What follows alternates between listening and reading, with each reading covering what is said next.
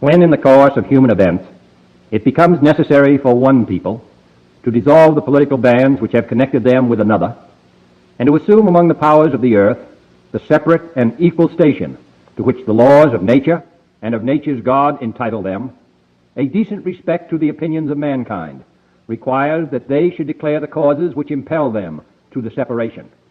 We hold these truths to be self-evident, that all men are created equal, that they are endowed by their Creator with certain unalienable rights, that among these are life, liberty, and the pursuit of happiness, that to secure these rights, governments are instituted among men, deriving their just powers from the consent of the governed, that whenever any form of government becomes destructive of these ends, it is the right of the people to alter or to abolish it, and to institute new government, laying its foundation on such principles and organizing its powers in such form as to them shall seem most likely to affect their safety and happiness.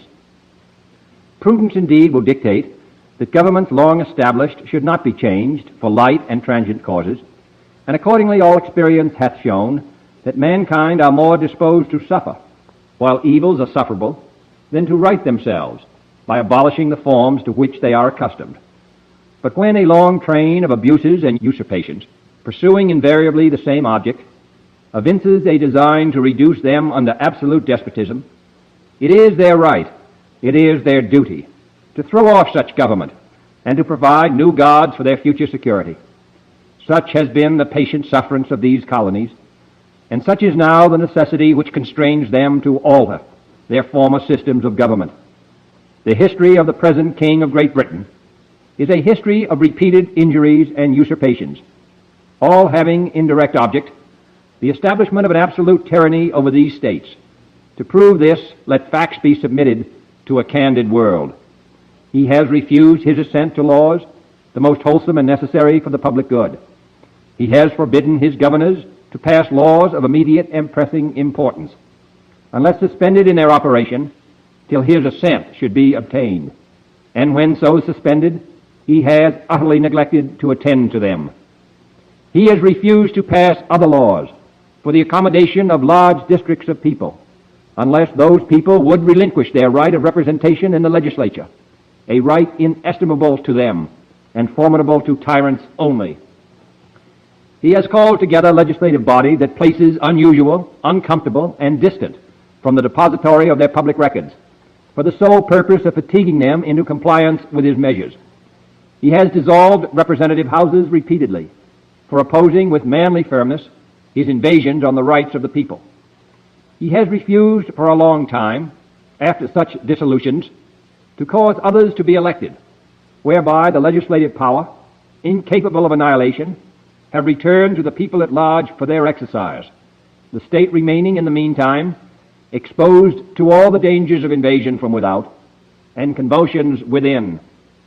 He has endeavored to prevent the population of these states, for that purpose obstructing the laws for naturalization of foreigners, refusing to pass others to encourage their migrations hither, and raising the conditions of new appropriations of land.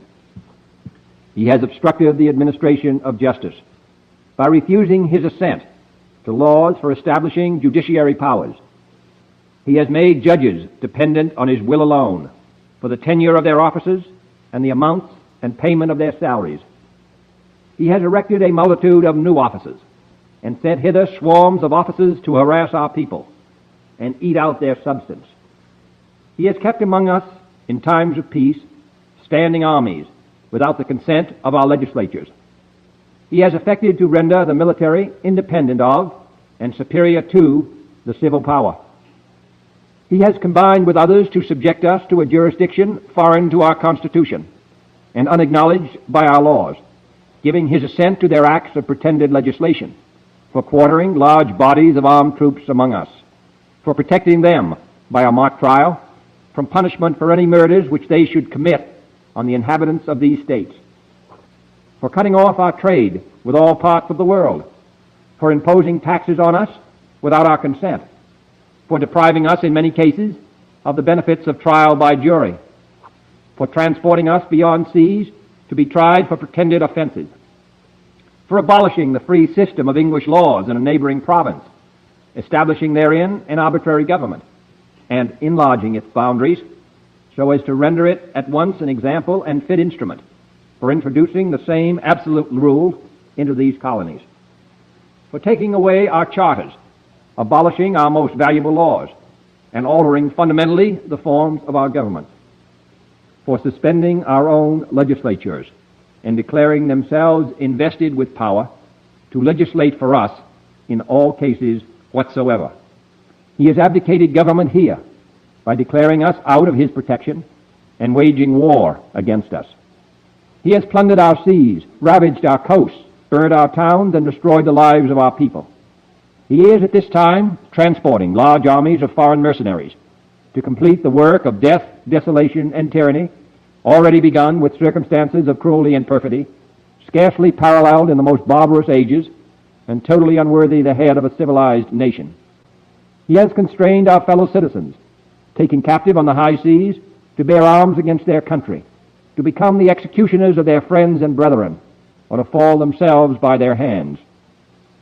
He has excited domestic insurrections among us, and has endeavored to bring on the inhabitants of our frontiers the merciless Indian savages, whose known rule of warfare is an indistinguished destruction of all ages, sexes, and conditions.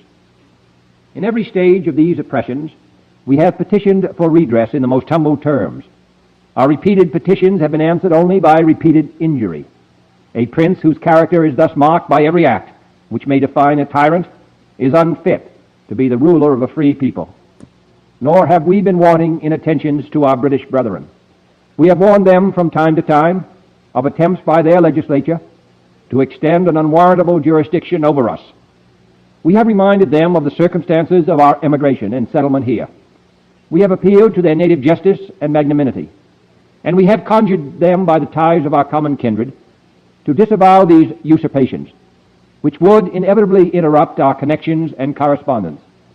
They too have been deaf to the voice of justice and of consanguinity. We must therefore acquiesce in the necessity which denounces our separation, and hold them as we hold the rest of mankind, enemies in war, in peace friends. We, therefore, the representatives of the United States of America, in General Congress assembled, appealing to the Supreme Judge of the world for the rectitude of our intentions, do, in the name and by authority of the good people of these colonies, solemnly publish and declare that these united colonies are, and of a right ought to be, free and independent states, that they are absolved from all allegiance to the British Crown, and that all political connection between them and the state of Great Britain is and ought to be totally dissolved, and that as free and independent states they have full power to levy war, conclude peace, contract alliances, establish commerce, and to do all other acts and things which independent states may of right do. And for the support of this declaration, with a firm reliance on the protection of divine providence, we mutually pledge to each other our lives, our fortunes, and our sacred honor. Love it. Absolutely love it, ladies and gentlemen. That was the Declaration of Independence. That was written by a great man, Thomas Jefferson. Thomas Jefferson. One of our greatest founding fathers, one of very controversial founding fathers. And I love that guy, man. He is he's definitely a one of a kind. They broke the mold when they made him, that's for sure. Boy, I barely got into the seat. And it's Friday today. TGIF, or what we call Phat Zap Friday. And we're not going to be here too long. We're just going to have some fun a little bit, let our hair down and relax. But again, I want you guys to stay tuned to Satoshi Saturday. We got some things to talk about then. But until then, we're going to hang out and chill like the founding fathers did outside of the office of Thomas Jefferson up there in Philadelphia when he wrote that Declaration of Independence. And I always wonder where this man was at when he wrote this documentation. The Bitcoin white paper. Where was he at and what was he thinking when he was writing this? How long did it take him to write it? He wasn't under as much pressure as Thomas Jefferson, I imagine, but there was pressure nonetheless. And I don't know if he understood or knew what this thing was going to do in the future, but it's going to do a lot. It may be important, dare I say, more important than the United States Declaration of Independence and the Constitution, because this is a global paper. This is for everybody, written in all languages. And it's a beacon of freedom, monetarily speaking. And again, guys, we're here together, and we couldn't ask for a better time to be alive. It's a crazy time, but we're here, and we're going to do it together. And again, like I always say, I couldn't ask for a better group of young ladies and men like yourself than the Bitcoiners for Freedom team. And I appreciate every single one of you. And again, I love you guys dearly, and we're going to fight against this tyranny together. What is up, guys? It is Friday, April 3rd, 2026. As you can see here, we're at the Bitcoin block height of 943,571. TikTok, next block. And I just had a huge zap come in. Holy shit. But let's do some shout outs real quick. Good evening, Jerry and friends. What's up, my friend? Ginger, how are you, sir? Good to see you, man. I got a wheel full of people, but I don't have a chat full of people. I don't have a stream full of people. Maybe we will here soon. But I think people will start piling in. If not, we won't stay too long. I won't keep up too much of your time. I got you on the wheel, Ginger. How are you, man? How's the wifey, sir? How was work? Hey, Jerry, happy Freedom Friday. Hey, Philly, how are you, sir? Good to see you, man.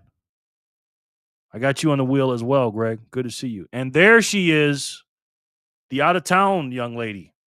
And even from out of town, she's sending a big-ass zap of 4,200 cents. Thank you so much. Grasshopper, that was very kind, ma'am. I got to say, the donations have been slim lately, but it's all right. Thank you so much. I appreciate you, Grasshopper. I'm going to put you on the MVB wheel. What up, dogs? America. F yeah. What's up, Joshua? Speaking of donations, there's my man. Joshua, what was good, man? I almost didn't turn on the Zap stream today because it just doesn't work, and people are just not over there, man. Here's Bumble. Joshua, it's good to see you, sir. Like, I'm doing it, and I don't see anything, man. Nothing's popping up, you know? Yeah. Oh, there it is. Oh, okay, there he is. Freedom comes at a cost. Are y'all willing to stand up to tyrannical forces? Boom. Joshua.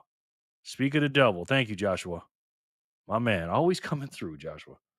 I appreciate that, bro. You and Grasshopper, man. 1776. Thank you, bro. Appreciate that, man. Very much. BTC is borderless. That's right. It sure is, man. It sure is. It is. It really is. How's your trip out there, Grasshopper? Now, does this have anything to do with the TED Talk? Because I don't exactly know what your job is. I know you tear things down and put it back up, right? I think. I'm not sure. You don't got to dox yourself for me.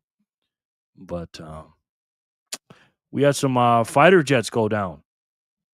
We're gonna look into that. Let's see what's up with that. But yeah, we're just chilling, man. You know what I mean? I had an appointment I had to go to, and that thing was running late, and then it was all the way across town, and then the traffic was unbelievable, man. I napped so hard today. LOL. Wow. You needed it. I napped for a second too, Grasshopper. Just for a second, for about 10 minutes. I got me a power nap in. So, how long was your nap, Grasshopper? How long was your nap? But yeah, Bitcoin's doing what Bitcoin does. We're at the block height of 943,571. Bitcoin's exchange rate 66,933. At least a couple hours, maybe 3. LOL. Wow. You must have been behind on sleep. You must have really needed that, huh? That is incredible. I wish I could take a nap like that, boy. That's a nice nap. I actually did a couple weeks ago. I slept just like that for about 3-4 hours like that. Hard as hell too, man. Jerry is right. Zap stream is kind of buggy, yet the chat and Zap portion works no problem. Okay. Thank you, Joshua. Yeah, I don't know, man. Sometimes I be wanting to give up on it, but I'm like, nah, I can't give up. Because I have to pay into that. You know what I mean? You can't use it for free. But I'm trying to be part of the the Bitcoin ecosystem.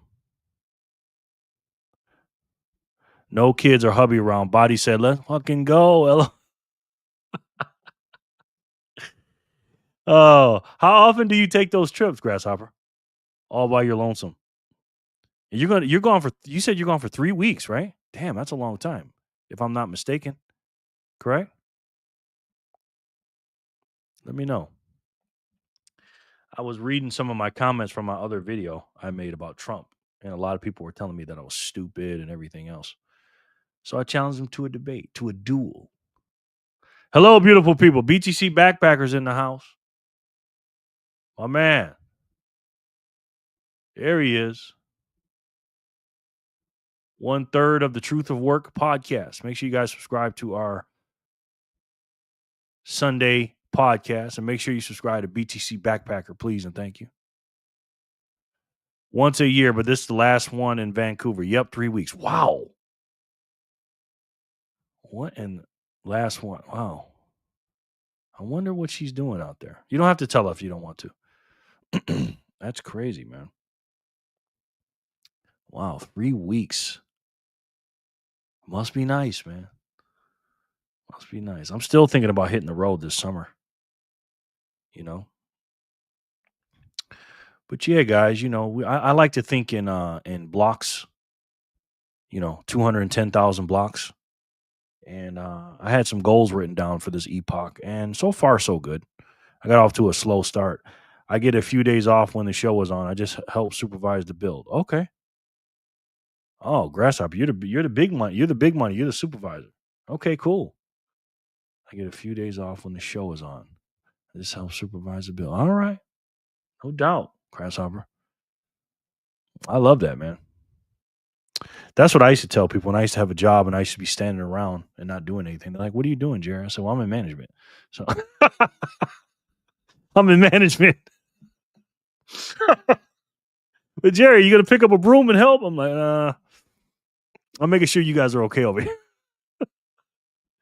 Oh gosh. But yeah, guys, yeah. Yep. Okay. I know that's right. Jerry done put me on the wheel like I'm gonna show up, and you did show up, Jenny. You did. There she is. Jenny Legendary. John for the score. But I actually make myself useful. Okay. So do I. Grasshopper, I just make sure everybody's doing their job. And they're like, well, Jerry, you're not a manager or a supervisor. I say, yeah, I know, but I'm an underpaid supervisor. Hey, Jenny. Jenny, we love you, honey. I know you're going through a tough time right now. But we love you. Hey, Hopper. Very dearly we do, Jenny. For real. But stuff like that puts life in perspective, We take things for granted, man. Jerry, why do I automatically get lumped in with Jor? Ha ha. If you'd heard this, I don't know if you ever heard that song. They used to have a song about us. It was me and our old show. It said, you say, Jerry Legendary, Jor for the score. And then another guy, something never missed, better begging for more. It was a rough night and hard today too. Yeah. Yeah. But I replaced my name with your name. Instead of Jerry Legendary, I say Jenny Legendary. Joy for the score. Oh no, never heard that before. Yeah, yeah. It was on our old show. Me, Jor, and this other guy had a show together for a few months. Some old gold today at Coin Shot show made a great profit. Sold some gold today. Wow. That's what's up, bro. Sending positive vibes and hugs your way, Jenny. Yes, we love you, Jen. Jen, oh wow. Yeah. Yeah, it was last year we had a show, but then something happened and the show got canceled. Hey, backpacker and family. Yeah. Ham Bondi got fired. Did you hear? Ham Bondi got fired. No, I didn't hear that, sir. Ham Bondi? I thought it was Pam Bondi, sir. The troll's in the house. Thanks, Hopper. Ham Bondi, huh?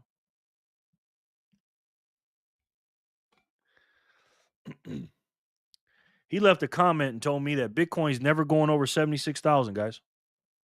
Ever.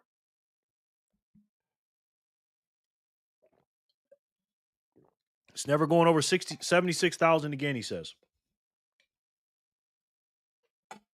What do you guys think about that? Let's take a look at my last video. I want to read some comments from there. In particular, the troll left me some comments. Let's look at the troll's comments from the other day, shall we? The troll said, "Now and never for your blood pressure too." They are doing an egg hunt at my apartments tomorrow, right outside my building. I might have asked if I could egg the children from the balcony. Well, Troll Boy has never called it right, so there's that. Yeah, that's true. He says, "Now and never for your blood pressure too." Like you downplay the numbers on the scale? You definitely don't like RFK too because he want to end junk food. Laughing emoji. Now and never for your blood pressure too. Laughing emoji. There's one thing Golden Corral is striving in Vegas based on one person. Laughing emoji. Get a load of this freaking guy. How about them apples? With those shades, Stevie Wonder hasn't been missing any meals. Laughing emoji. You are breathing like you're entering your second overtime in the NBA Finals, he says. There's our pizzas. There's our pizzas that needs to be delivered. Why are you walking? MAGA equals make appetites great again, he says. The war can end in one day. The war can end in one day. Just have Jerry fall on Iran. Okay. Not sure if that had anything to do with the subject, but I want to show you some negative comments here. This is not negative, but Bangeray said, no matter who you vote for, you get endless wars and inflation. I vote Bitcoin and forget all the political BS. I said politics matter to your life in Bitcoin, whether you want to admit that or not. And then this guy says, Abel says, you better hope the electricity never goes off. That's how they're gonna do the reset. Stack and Rich said, well said. This guy said, Bitcoin is BS.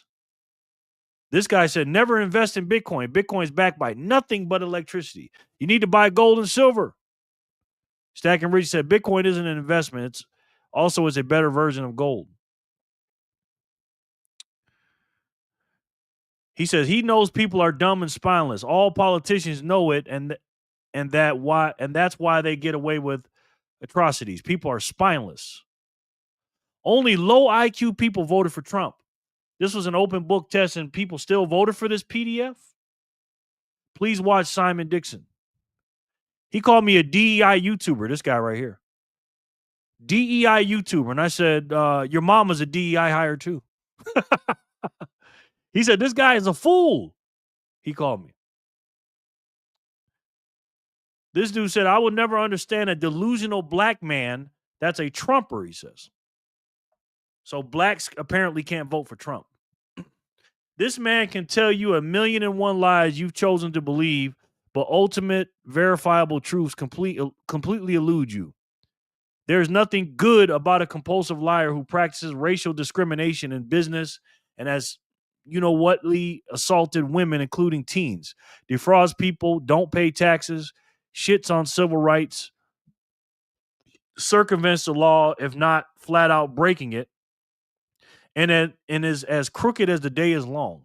That man does not have your best interest in heart, mine, nor is he even a halfway decent human being. You got to be an extra kind of special to be black and support a sack of shit like Trump.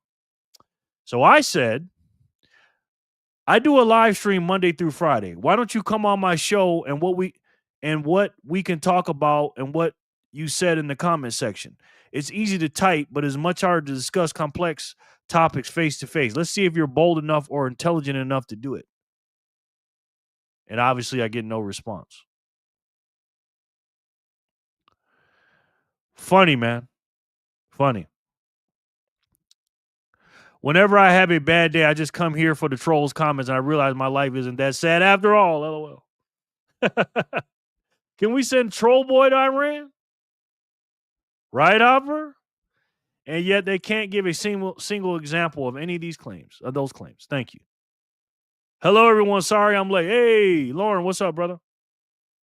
Good to see you, man. Lauren's going to come to Vegas. We got to talk about that, too. Gold is derived from the expenditure of energy. Oil, the same. In fact, it takes energy to make anything. Of course, Bitcoin is a byproduct of energy. Some people's kids, I'll tell you. Exactly, bro. Gray Motion's in the house. Gray, how are you, brother? Good to see you, man. Good to see you, sir.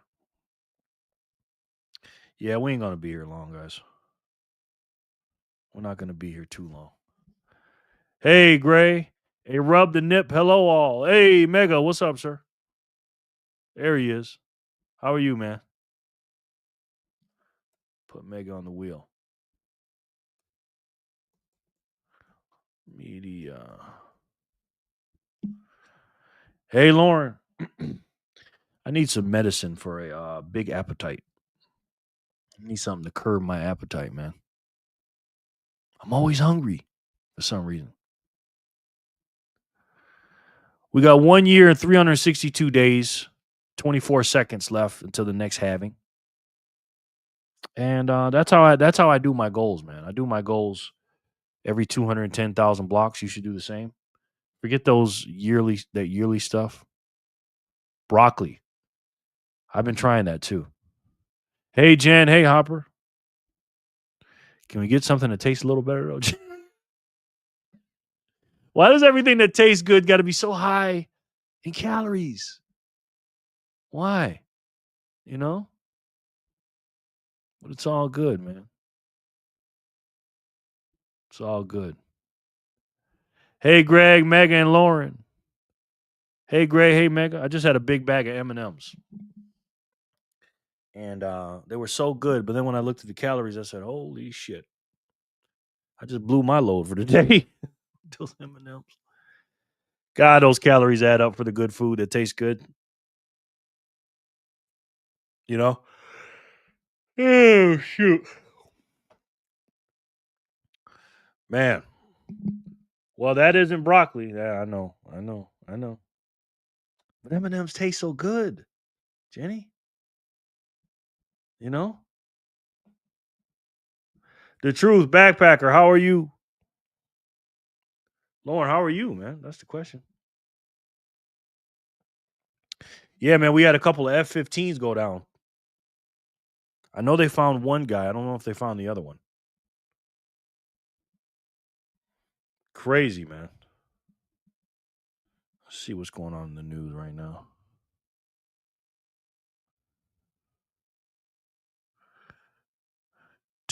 This is brutal. Democrat leadership. Oh, look at her. Oh, my goodness.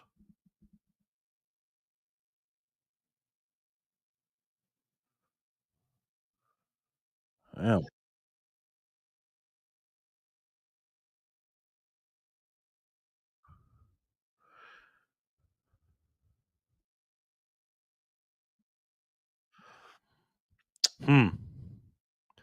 We're going to watch out Greg's video here in a minute.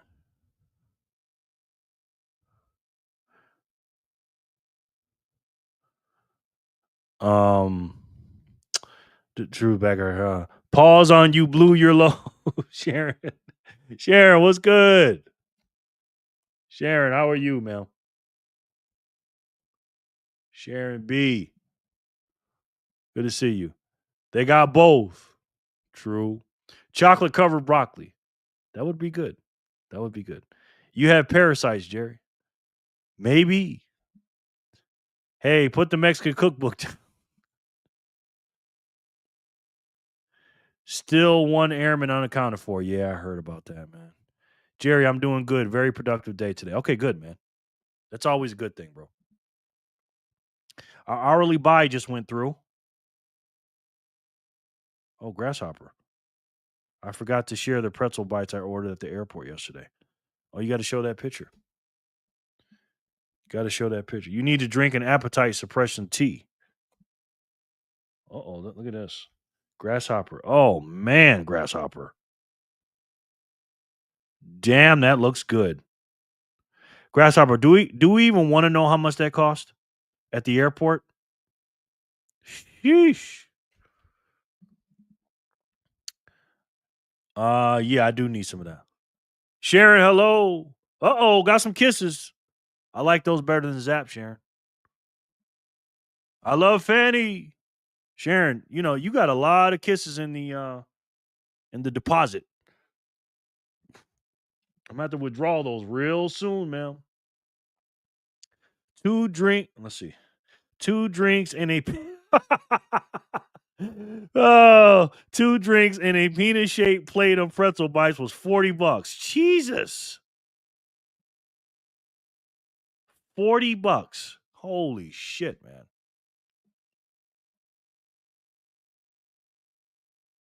Wow. Yeah, grasshopper. Shit. It cost a lot of sats. Yes, it did. Hi, Sharon.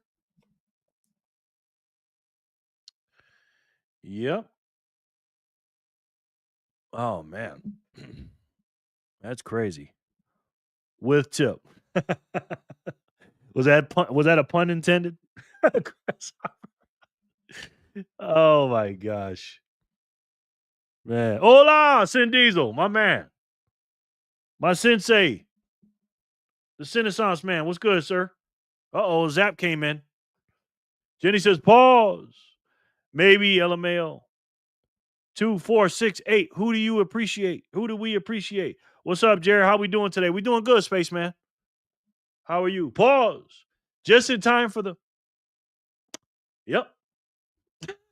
Hey, yo, everyone. Been trimming trees and lost track of time. You good, man? You good. We got started late a little bit. All right, let me put Spaceman on the wheel. Thank you for that huge donation, sir. And then Kramer.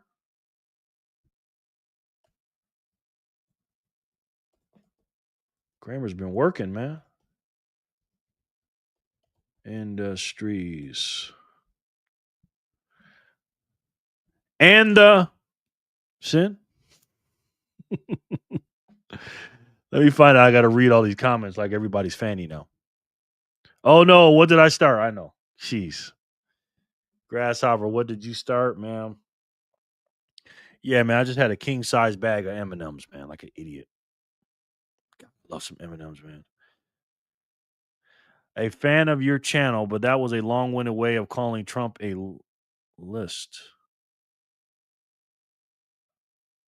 That's so stupid. Jen, business is business in the front, party in the rear. So how would one get on your wheel, sir? Oh, just say the word, just like that, Lauren. Who needs the wheel, right? Let's see, Lauren. And Lauren's a legend too now. Lauren has promoted himself. Lauren, did you figure out where you're going to stay at? Because again, we are going to the conference for 2 days. The first day we're not going to go. I believe that's the Monday. And then Tuesday and Wednesday we're going. Let's look at that real quick. Let's look at that. Bitcoin conference. Damn, it is upon us. We've been talking about it, and now it's here. 2026 Las Vegas. Get Pass, April 27th, 28th, and 29th. The Venetian. 5,000 plus companies, 500 plus speakers, 300 plus sponsors. All in on the future of money. Get Pass. Yeah, I got a free pass, man. Now, I'm not gonna lie. If I didn't get a free pass, I'm not paying no $500. Lauren, I got on the wheel before I even showed up this time. Yes, you did, man. But yeah, so April 27th through the 29th. And Lauren, your birthday is the 28th, correct? So the 27th is Monday. That's the first. Yeah, so Tuesday and Wednesday is when we're going, Lauren. You know what I mean?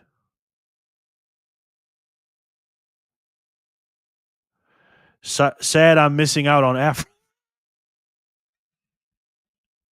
Hey, now wait a minute. I've been called a lot of things, man. But Afro Man? Am I Afro Man now? Oh my gosh. Hey, can you believe it? Today I got hit on today, guys. I got hit on today. That doesn't happen too often. That's what happens when you subscribe, Jan. LOL. Yes, the 28th. Okay, good. Nope. Lemon pound cake. Yeah. See, when it comes to women, I know my role, guys. You know what I mean? Every once in a while. Not you, LMFAO. I mean, yeah, can you believe it? Can you believe it, Grasshopper? So with me, sometimes I test the waters, right? I have what you should I even talk about this? I have what's called a range, guys. All right. You got a scale of women. Let's say a woman is from 0 to a 10, right? I don't talk to women in the 8, 9, 10 range. That's not my range. You know what I mean? I stick to my range, guys. Don't have a pass, but found a room in flight. Okay, good. You staying over where you told me you're going to stay or somewhere else? Jerry, the real Afro Man, is a guest speaker at the conference. Not you, brother. Are you serious? Did she have fishnets? No, she didn't.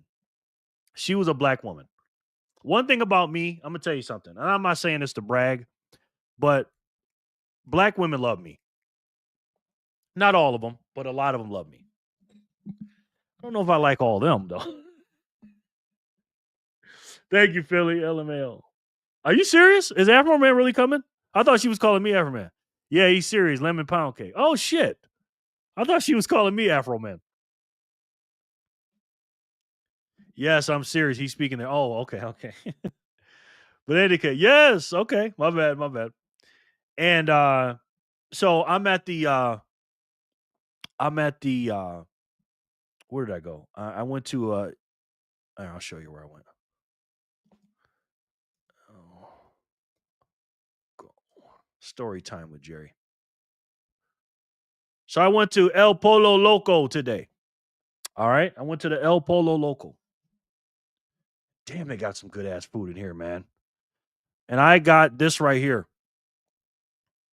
I got the Tostitos. I got the let me show you what I got. So I got this right here. Combined. I got the double. I got the chicken and shrimp. Where did you go again, Jerry? El Polo Loco? Did I say it right? El Polo Loco. So I'm in there and I got everything. Pollo. Oh, shit. I can't speak Spanish, man. El Pollo. Okay. El Pollo. Pollo. Got it. Damn, that looks good. Pollo. Well, it's spelled Polo. Spelled El Polo. But anyways, darkest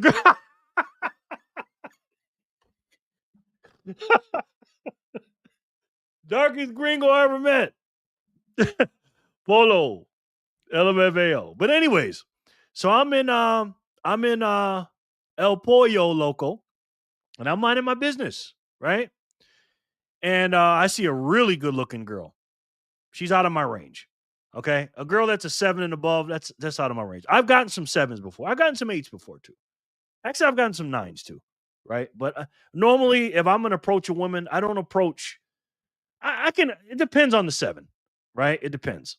Right, saying you ain't lying. I'm less gringo than him. Listen, that's not my culture, man. And so I'm in line. I'm in line and I'm getting ready to order. I got a coupon book with me. You know, how in the newspaper they give you the coupons. I got my coupon ready, $3 off. Right? I said $3 off for a double chicken, shrimp, whatever. Okay, good. I got that. I got my app ready so I can scan and get my points. Roll your tongue, Jerry. Sharon, you coming to Vegas, right? Hey, Jerry. Hey, fam. Vic, what's good, brother? How goes it, man? How's the weather, sir? How are you? How the boys? Vic shoots. Let me put you on the wheel. And I'm in line and I got everything ready. I got my how many 8, 9s, or 10s you talked to during your live? Oh, all of them are. All of them. That's all we got in this live. 8, 9s, or 10s. That's why I don't have a chance with the ladies in here. But in my regular life, I stick to 6s and below. Sometimes I'll do a 7. It depends. And it depends on what's going on. So, anyways, so I got my coupon in my hand. I got my phone with the El Pollo Loco app so I can get my points. And I got my military ID card because they give military discounts. So I'm thinking I got it covered 3 ways. So I order, tell them what I want. There you go, Jerry. Is that better? Good, Jerry. A nice 72-degree evening. Nice. Yeah, it was nice here too. A little chilly here today. And they said, what would you like, sir? I told them what I like. And I see this shorter woman, and she's just staring at me on my left, staring at me. And I get that sometimes, right? I do get people staring at me sometimes. Yes, all the ladies are definitely a 10. Absolutely. Now, why do people stare at me? Some women stare at me as like, what the fuck is this? Right? They stare at me for that. They'll stare at me for like, oh, he's a big guy. Or some girls say, oh, he's, cute or whatever. Or someone say, hey, I know you, where I know you from, or something like that. I guess I have a very familiar face or whatever. Have I seen you on TV or something? I've had people say that. I've had people say, do you play for the Raiders? I'm like, no, I don't play for the Raiders. All right. I actually have had dozens of people ask me if I play for the Raiders because I'm a pretty big guy, man.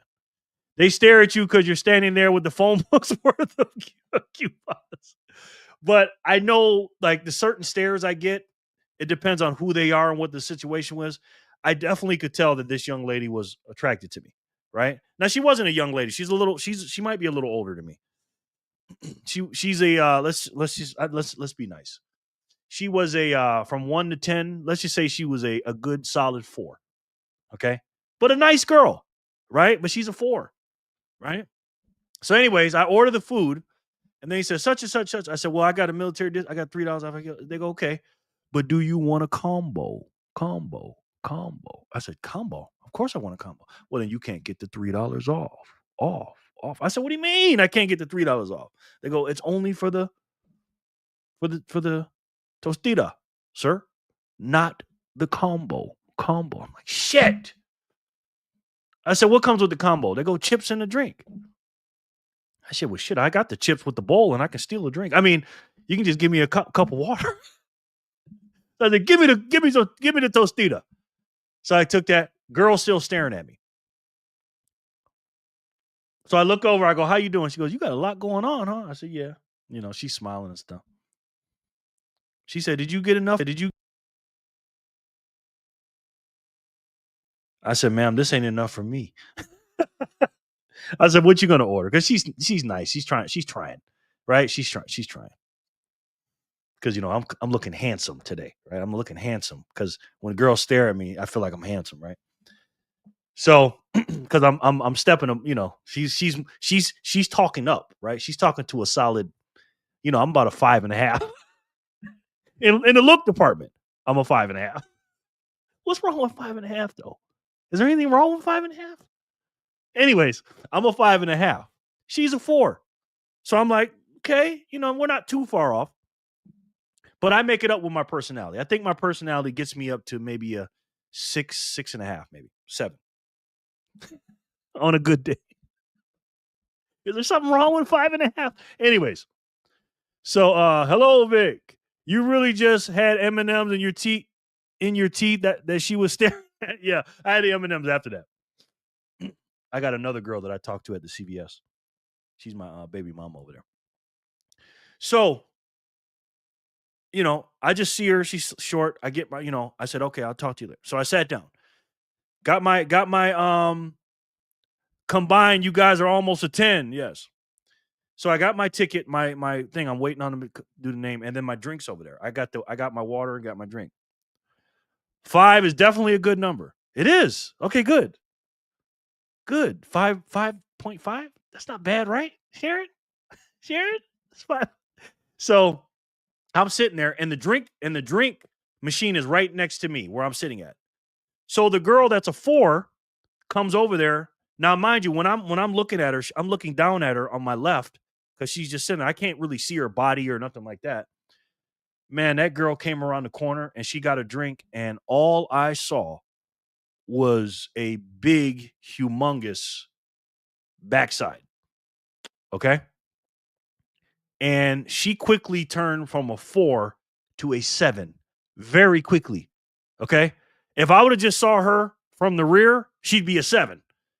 So now, actually an 8. She'd be an 8 from the rear. So now combining the 4 and the 8, she's a solid 6 now.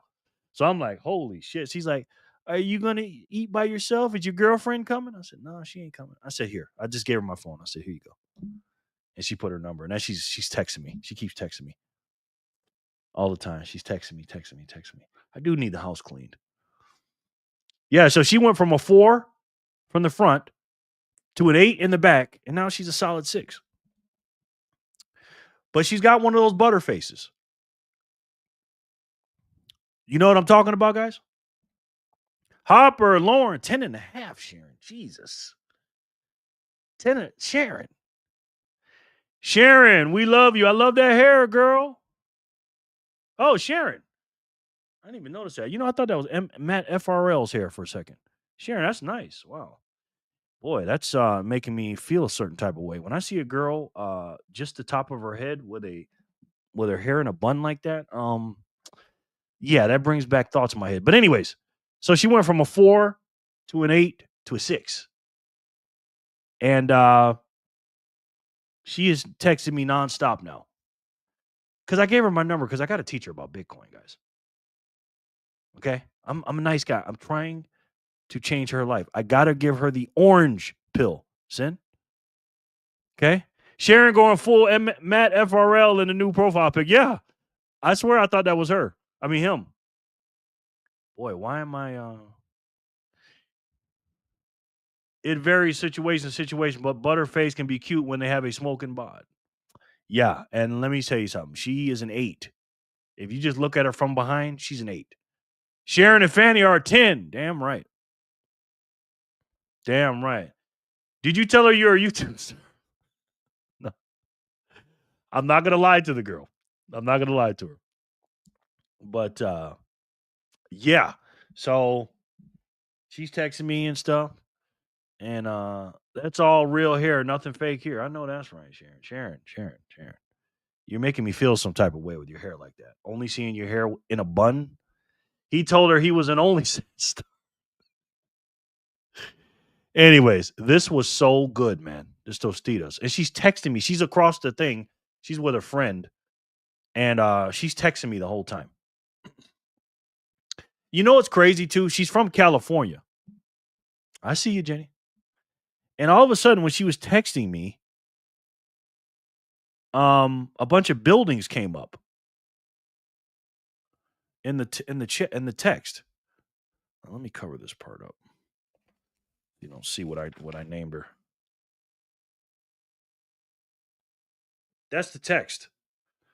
I don't know how it came like that. Did she do that? I'm gonna text her now. No problem! Exclamation point. She said, "Have an awesome weekend." I said, "You as well." She said, "Thanks a bunch." And then 2 hours later, actually 5 hours later, I said, no problem. But yeah. The Adventures of Jerry, man. Should tell you guys some more stories, but you don't want to hear all my stories, boy. But anyways, guys, it is Friday, April 3rd, 2026. And it is Phat Zap Friday, ladies and gentlemen. Now, I don't want to talk about any politics or anything like that, but there was a major announcement going on. Correction, backpacker. Together we are at 20. Oh, yeah. Yeah, you ain't lying. Jerry playing it cool. I always play it cool. I always play it cool. I never double text a woman, ever. Jen, LMFL. I never double text a woman.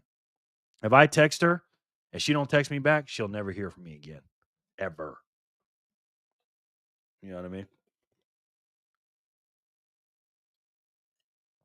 But not gonna lie, man. Ever since I got into Bitcoin, I haven't really been out there like that. You know, I'm in love with a stripper. I'm in love with Bitcoin. You know, that's my girl. She treats me right, man. She treats me right. But anyways, guys, it's Friday, April 3rd, 2026. We're gonna do some spins here. We had a couple of big zaps come in. Let's put you guys on that wheel so you can get recognized. I think you guys know what wheel I'm talking about here.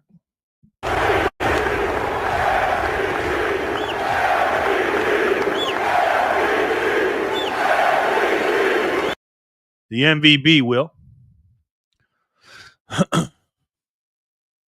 How does one get stars on the wheel? Did I not give you stars again, Kramer? Oh, Jesus. Kramer. Why do I keep forgetting your stars, bro? Let's see. Okay, so let's put the people on the wheel. So Sharon. Oh no, Sharon. She has a star though, but Sharon didn't. No, that was Spaceman. Spaceman. Grasshopper's number one, I believe. Grasshopper, 4,200. Yeah, my show's a little different than yours, ain't it? Spaceman, 2,468.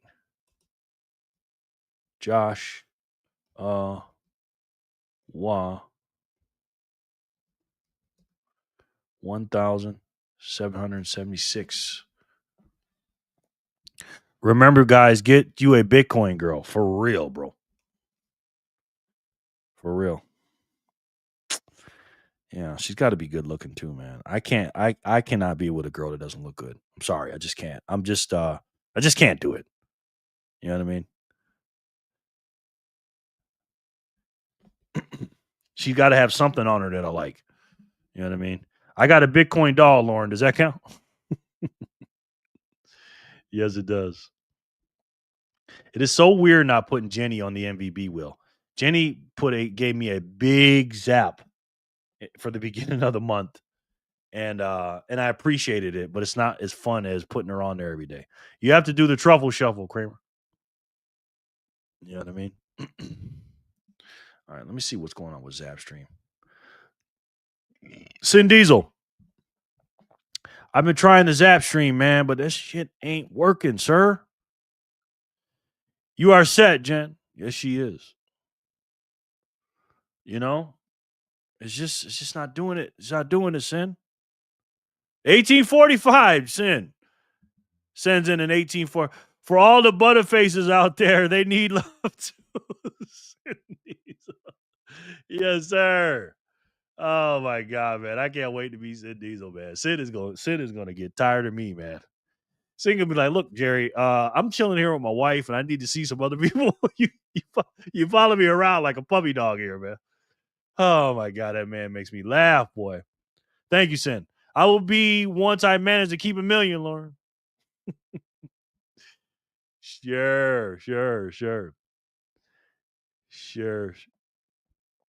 But stay tuned tomorrow, guys, for my Satoshi Saturday video. That's going to be a pretty good one. It's a continuation from the last two, from the take advantage of your advantages, and also great power comes great responsibility. Number 110 and 111. 112 is going to be something similar. Sin, and I ain't talking about the singing group from Bad Boy. Not that 112, sir. Before you say it. But again, guys, it is Friday, April 3rd, 2026. And we're in it to win it, guys. We are in it to win it. And I know you guys are too. And again, I appreciate every single one of you. Jen, with her first million, would be dangerous. She will be dangerous. I mean, I got her beat, though. I got my million. I just got to get to my second one. You know what I mean? Jerry, I shared an interesting story in Signal. Guard your keys, boys. What? Wait. Grasshopper? What are you talking about, young lady?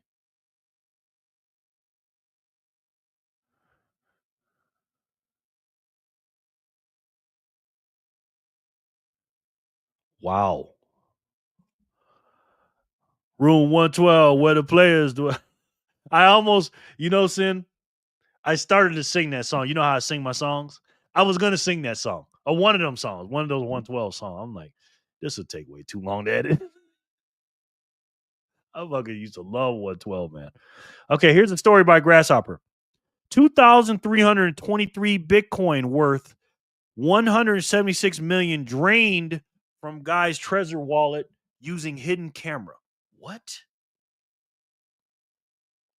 A UK man named Ping Fei Yun is in the high court right now accusing his estranged wife and her sister of stealing his life savings in Bitcoin.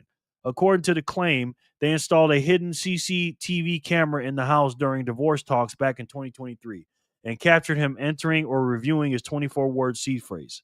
No malware, no phishing, just a regular camera watching while he handled his Trezor hardware wallet recovery info.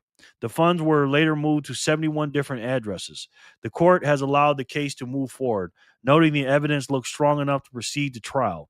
Bitcoin's price volatility is actually working in the claimant's favor here because the judge wants the assets frozen quickly. This is a straight reminder that self-custody isn't only about picking the right wallet or avoiding shady links. It's also about making sure nobody in your physical space can quietly watch you set up or back up that seed phrase. A lot of people already use a 25th word passphrase or keep a decoy set of words for exactly this kind of risk. Anyone else change how they store their recovery info after hearing stories like this? Wow. That is crazy, Grasshopper. Shit. Players Club. Well, it isn't it is in the UK. CCTV is par for the course. Dingbat, yeah. I used to love that skit. No, because I hide them from myself. Yeah, me too. Me too. That's dangerous, man. You know? But a lot of people think that their Bitcoin is on, the hardware device. Jen LMAO. They think it's on the Trezor or the cold card or whatever. It's not.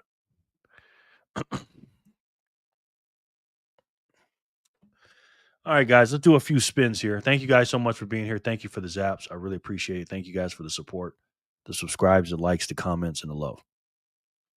Let's spin it for today's first spin of this Phat Zap Friday on this Friday, April 3rd, 2026. And good luck. And let's spin it. And let's see who can win it.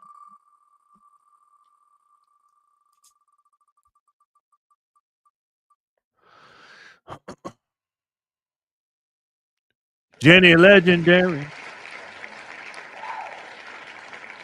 Jenny, it's 420 for you, ma'am. Getting you closer to your million.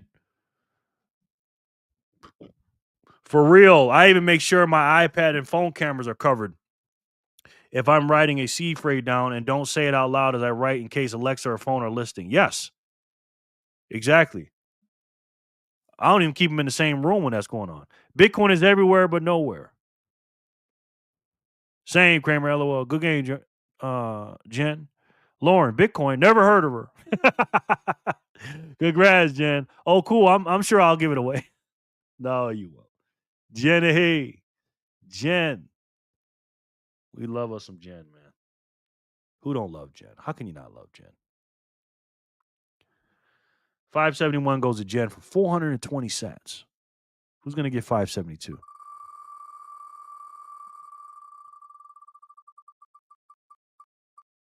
Looks like Kramer to me. Boom. Kramer.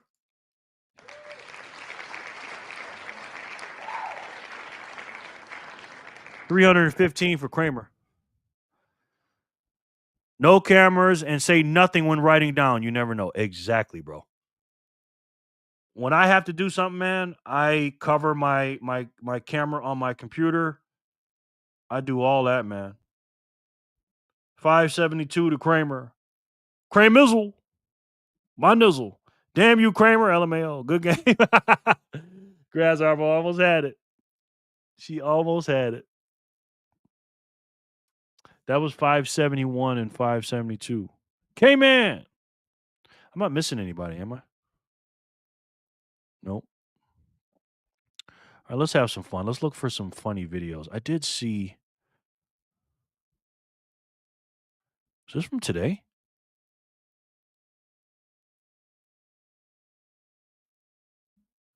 Is this from today?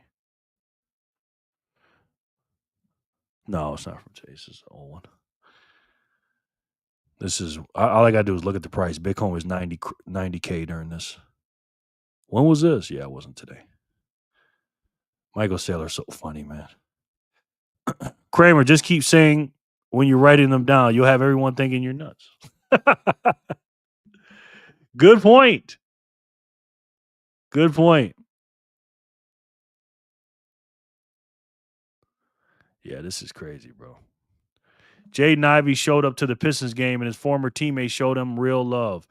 Hugs, daps, and brotherhood on full display. He was fired for boldly standing for Christ, and I have a lot of respect for him. Real ones recognize real character. Wow. Pistons with some hugs for their former teammate, Jaden Ivey. Feel bad for Jaden. He's dealt away from home, and he's having some knee problems. We would appreciate your prayers, folks. I know that. Wow. I don't get it, man. I don't get these people, bro. Kramizzle. Damn you, Kramer K, man. Kramer. Whoa. You became a YouTube member? What did you do, brother? Home of the bad boys. Hey, Kramer graduate. Is he a legend now? Yay, Kramer. Better not forget my stars anymore. Well, Kramer, you are a legend now, sir. Did I say 315? I meant 420. Wow. I meant 420, sir. Congratulations and thank you, man. I appreciate that. Detroit is different, though. Real talk, bro. Congratulations, Kramer. Home of the bad boys. Welcome, Kramer. Detroit, what? Yeah. Yeah, man. I don't know, man. We need to start banning these people when they do this bullshit, man. You know what I mean? See, I can't tell when these videos come out. Justin said, "Lionel, you going parabolic." Did we see this one already? See, I got a couple videos up here, but I don't know when these were. Let's see when this one is. One of the bigger Bitcoin financial. What's the end game for you? Is it just to buy as much Bitcoin as you can and hold it for as long as possible and never sell it? That's one of the goals, yes. But I think what makes us different than a lot of these other businesses is we plan to build Bitcoin products as well. I mean, the founding group is Tether and myself. I founded and lead Strike is one of the bigger Bitcoin financial services firms in the world. Tether obviously is one of the most impressive companies in the history of humanity, but specifically in building massive cash flows within the space. So Paulo and I, before we were CEOs, we were engineers. We built a lot of products. And so we plan to not only acquire as much Bitcoin as possible, raising capital and all sorts of deep capital pools, but also build products, build technology, build tools. I think when people eventually think of 21, it's, are they a competitor to Coinbase? Are they a competitor to Strategy? For us, why not both? We think we have that potential. Do you envision a future where Bitcoin treasury companies such as Strategy, Mara, and you guys end up buying so much Bitcoin that there really isn't actually much left out there on the open market for people to trade? After all, it is a fixed number of Bitcoin, so no more will be created once it reaches that number. Right. You know, what's fascinating about the asset, and it's not intuitive because it's so rare, is that, to your point, it is definitively scarce. So if everyone in the world wanted an iPhone, Apple could make more. If everyone in the world wanted a McDonald's cheeseburger, McDonald's. Hold on, I got to stop it right there. That was a really stupid question. Okay. He was trying to sneak this Bitcoin with that question. Let me go back to that stupid ass question. He asked it because he doesn't know the answer, but also it's like, well, it's a scarce thing. I mean, you guys are just going to buy up all the Bitcoin. There's not going to be anything left for anybody else. Like, what a dumb fucking question, man. On the open market for people to trade. After all, it is a fixed number of Bitcoin, so no more will be created once it reaches that number. And see, he's trying to diss Bitcoin with that. You know what I mean? Member for 5 months and now a legend. F you to the bankroll. I appreciate you, Kramer. Thank you, man. I really appreciate that, brother. You are a legend. You was a legend before that. Right. You know what's fascinating about the asset, and it's not intuitive because it's so rare, is that, to your point, it is definitively scarce. So if everyone in the world wanted an iPhone, Apple could make more. If everyone in the world wanted a McDonald's cheeseburger, McDonald's could make more. The fact that Bitcoin cannot increase its supply means the new supply comes from the market. If you want more Bitcoin, you don't go to the Bitcoin factory to get one. You have to go up in price. Is there enough Bitcoin for me at 120,000? No. Okay, 130, 140, 150. So I tell you what, there's always Bitcoin available. Just depends on what you're willing to pay for it. And so what I think will happen is this price will continue to discover higher because Bitcoin is the scarcest thing. It's inelastic to the amount of demand that searches for it. So the amount of buying power that we're seeing from the capital markets, from the ETFs, and potentially from nation states like the United States, I think they'll find the supply they're looking for. They're just going to have to go get it at a higher price. Dumbass, of course. Not Jack, the other guy. Sin just sent in a zap of 1845. Thank you, Sin.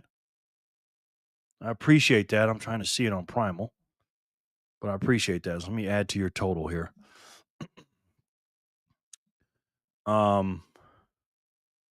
You know I ain't good at math live, brother. 1845 plus 63 equals 1908, sir.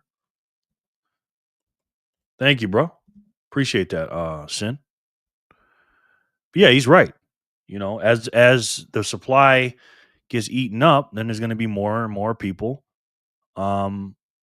less qualified to buy it at those prices. I saw a fascinating video by Terrence Michael the other day. Let's check this out. Don't buy Bitcoin. Just mine it for free. This is 13 minutes, but we're going to stop it and watch it together. This is pretty good. Take a look. Most newcomers to Bitcoin ask about mining. And I think that's because it sounds like you could do something cool with your computer and win some Bitcoin. I want to introduce you to a brand new... Uh-oh. Hold on. My phone just got heavy. Somebody just zapped 4321. And that looks like... that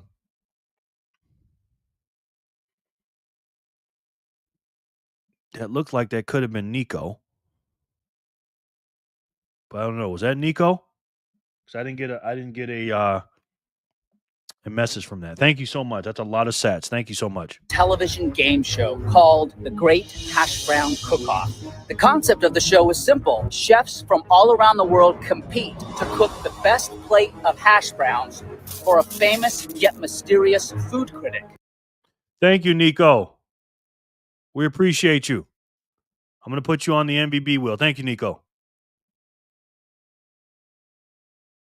We don't know who he is, but he's constantly hungry 24/7, 365, and he's only hungry for hash browns. And so the food critic will reward the chef who first hashes up a plate of hash browns that meets his very narrow taste target.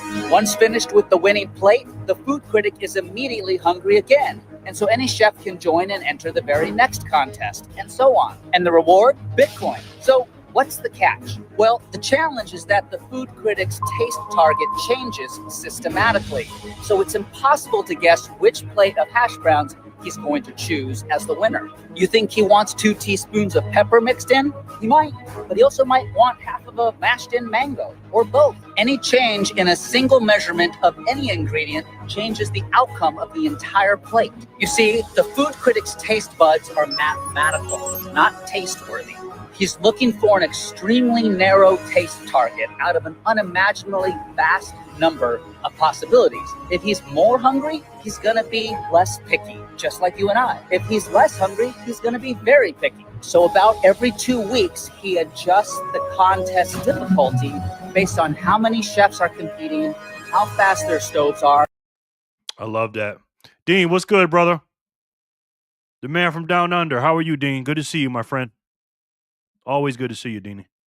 And how hungry he is. This keeps each meal around 10 minutes over time. This process is called the difficulty adjustment. It adjusts how difficult it is for chefs to find the right seasoning to add to their potatoes to hopefully win a contest. No one has any information or hack to ever figure out what the food critic craves. So all one can do is cook by trial and error over and over again. But chefs continue to compete simply because of the prizes. First, a chef gets to immortalize his winning recipe into the sacred recipe book, cemented in time forever for everyone to audit, to admire, to download, copy, whatever, and it can never be edited.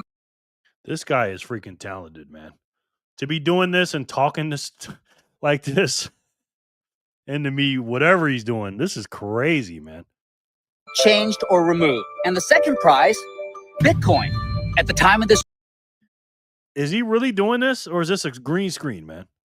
In other words, explain the difficulty adjusting to me like I was 5. I dig it. Yes. Exactly. Is he really freaking whatever he's doing? I don't know what he's doing. Is he? I know he's not roller skate. I mean, skateboarding. Is he roller skate? What the hell? I know he's not. What the hell is he doing?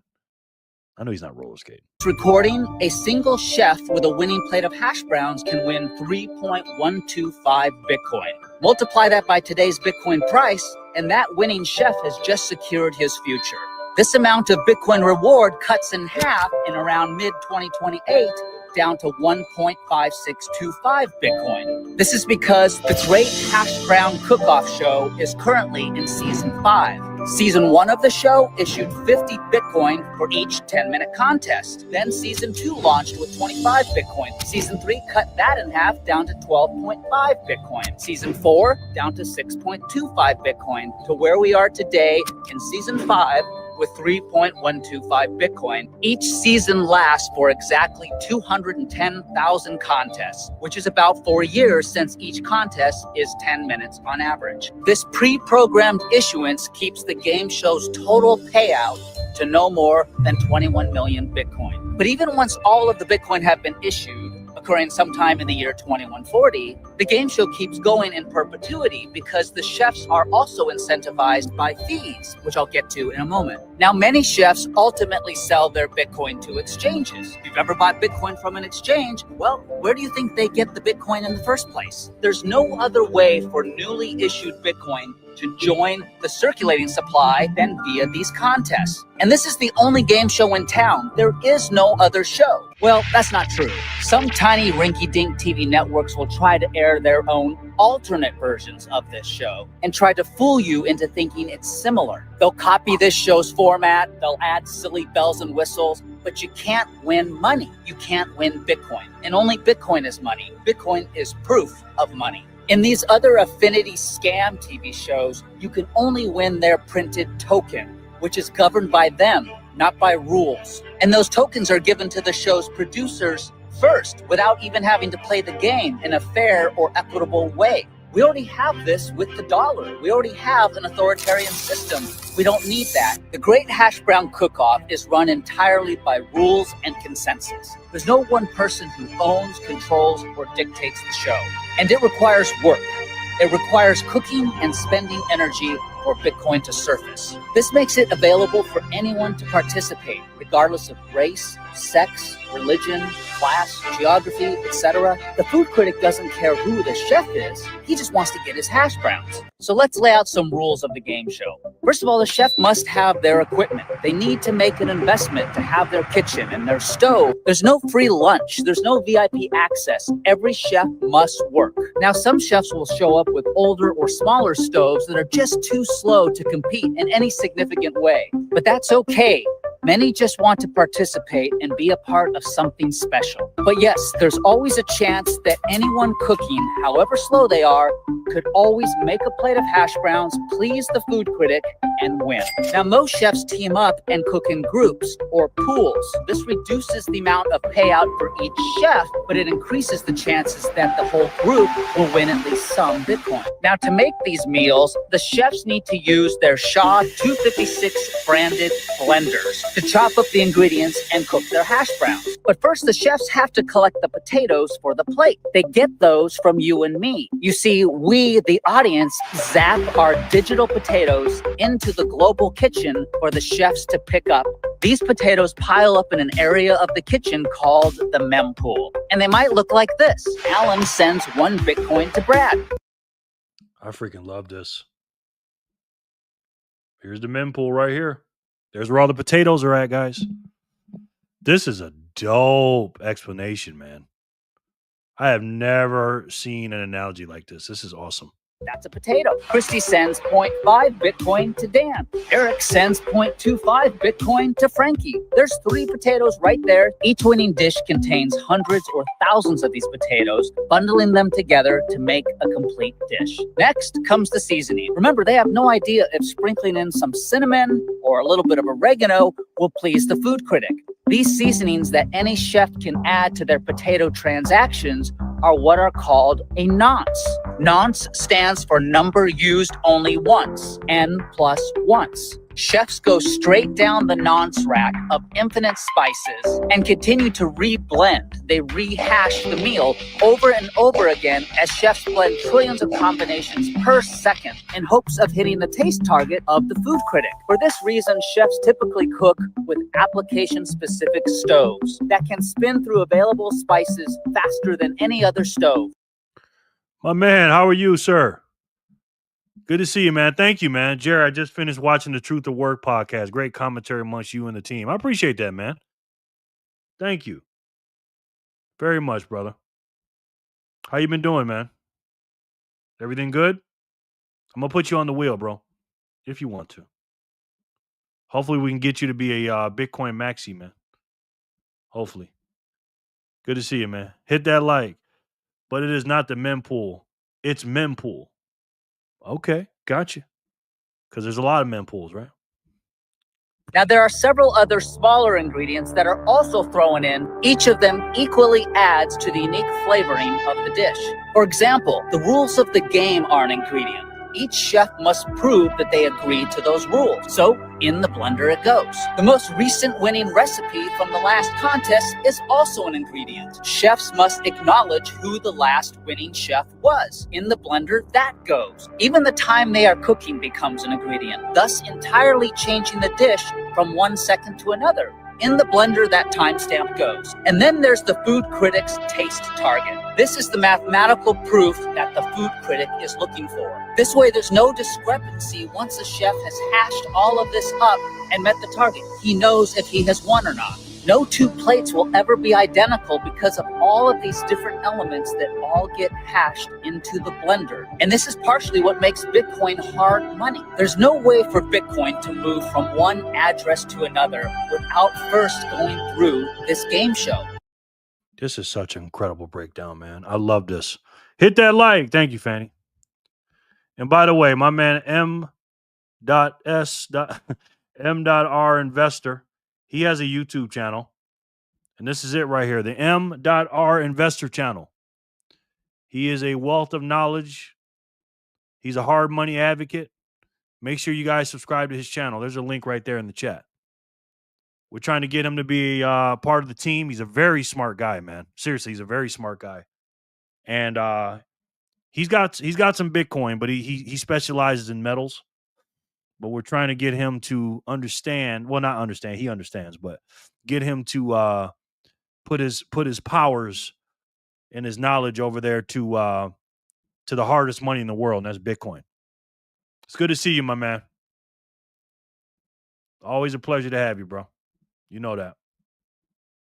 This process is what secures and immortalizes a transaction, preventing anyone or any entity from censoring, stopping, or reversing it. You can't unhash hash browns back into their original potatoes. Those transactions are now uneditable. This happens by paying the chefs fees, and it's why chefs will continue to cook even beyond the total 21 million Bitcoin payout. When each winning plate contains anywhere from 2,000 to 4,000 potato transactions, those fees add up, especially when those fees are paid in Bitcoin. After tasting trillions upon trillions of dishes per second, our food critic will finally taste a dish that meets his taste target. That tastes good. But how do we know the food critic is playing fair? Who is monitoring him?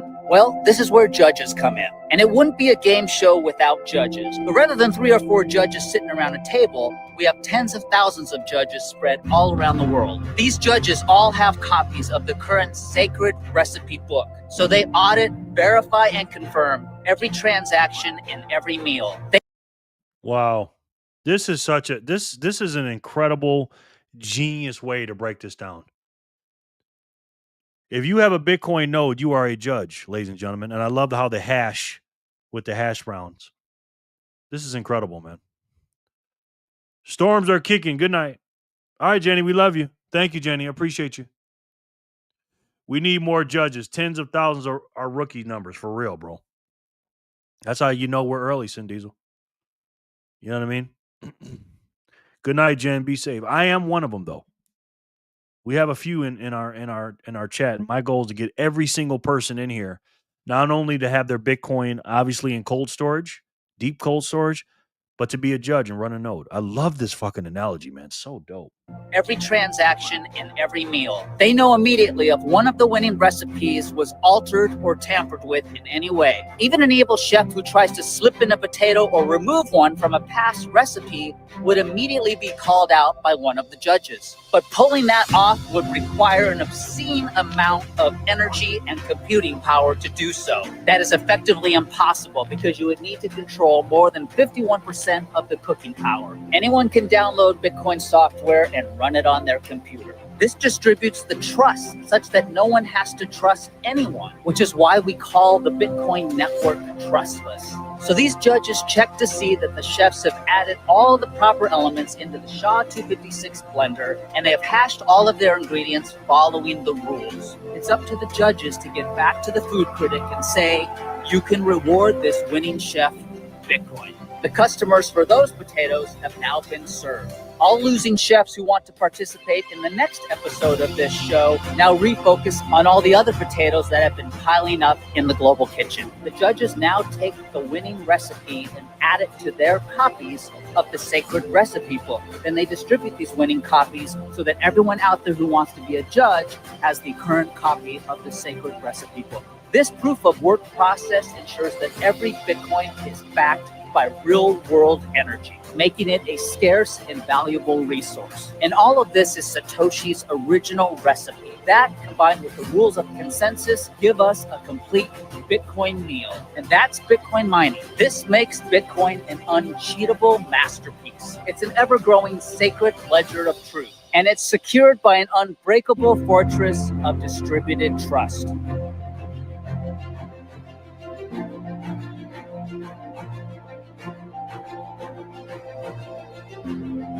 Wow. We propose a peer-to-peer network using proof of work to record a public history of transactions that quickly become computationally impractical for an attacker to change if honest nodes control a majority of CPU power. Satoshi Nakamoto, October 31st, 2008, the Bitcoin Moment.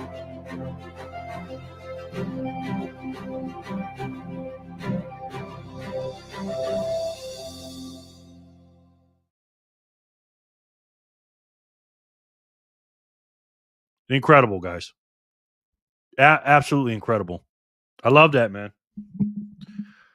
He definitely had he definitely took a long time to think that out. He thought that through for a long time, bro. You know what I mean? Let me see this one. Black man talking about Jaden Ivey. I love it, man. Let's see what the black man is talking about with Jaden Ivey. This looks like it's going to be good. I'm going to say something, and I don't give a damn who don't like it. Chicago Bulls released the kid that all he did was express his religious beliefs. And those who don't like it, all they had to do was flip it, keep it moving, and ignore it. But what did the league do? The league acted on it. And all this kid has ever done in this league was be supportive of the league, his comrades, and teammates. And we as a people who was raised in a Judeo-Christian country need to stand up, need to stand by this kid, boycott these leagues because they are alpha leagues ran by beta males, and the commissioner of the NBA is weak to the point where it's unwatchable. So it is not hard to boycott it. We need to remind them we are the majority, we are the juice, we are the power, because there was such thing as Bud Light. Make them remember. I hope that happens, man. I hope they ban the NBA. I mean, boycott the NBA. I swear to God, man. It's sickening what they're doing out here. But yeah, that was a great explanation by Homeboy, man. No doubt. All right, let's do a couple of spins here. Let's do 573 and 574.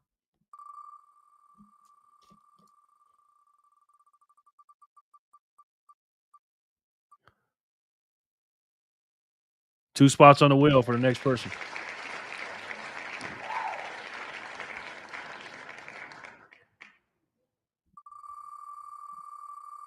Who's going to get it? Nah, we're going to get it. Nah, we're going to get it.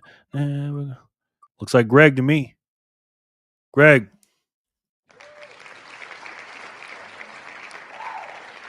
Philly. 420 for you, sir.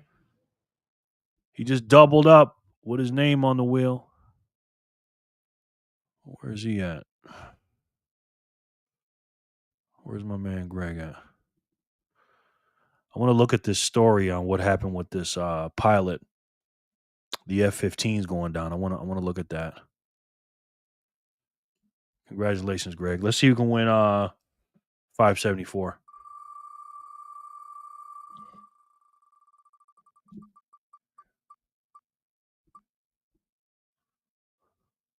Good game, Greg.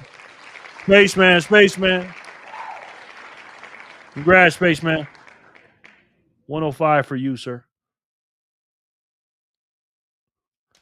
All right, my boy Greg just made a video. It's called This is Brutal. Democrat leadership triggered into desperation as NBC reporter drops bombshell Poland. Oh, I want to watch this. Let's check this out. Actually, the Democrats in recent polls are actually faring worse than the Republicans. Take a look at a Quinnipiac poll out just this week. Shows that Democrats have their lowest approval rating in the poll's 15-year history. Only 18% give Democrats a high approval rating in the handling of the economy. Only 18%, 73% disapproval. What are you doing wrong? Well, we know who this guy is, guys. Yay, thanks, Jerry. No doubt. This is Akeem Jeffries, guys. A.K.A. Discount Obama. A.K.A. No Swag Obama. A.K.A. No Riz Obama. A.K.A. Blink Twice Fast. You might see Obama. A.K.A. Cardboard Cutout Obama. Dollar Store Obama.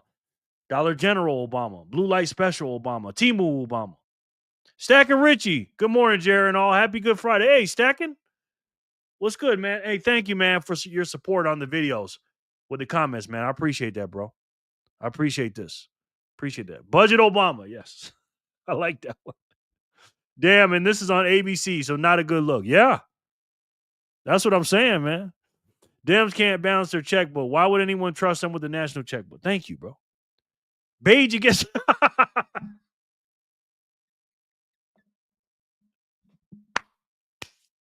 Said, where the hell do you... Beige against the machine, Obama. I love that, man. I love that, bro. Stacking Richie, hello. Tornado precautions immediately. All right, bro. All right, Jenny, be safe out there, honey. Well, clearly that's an outlier poll. Several months later.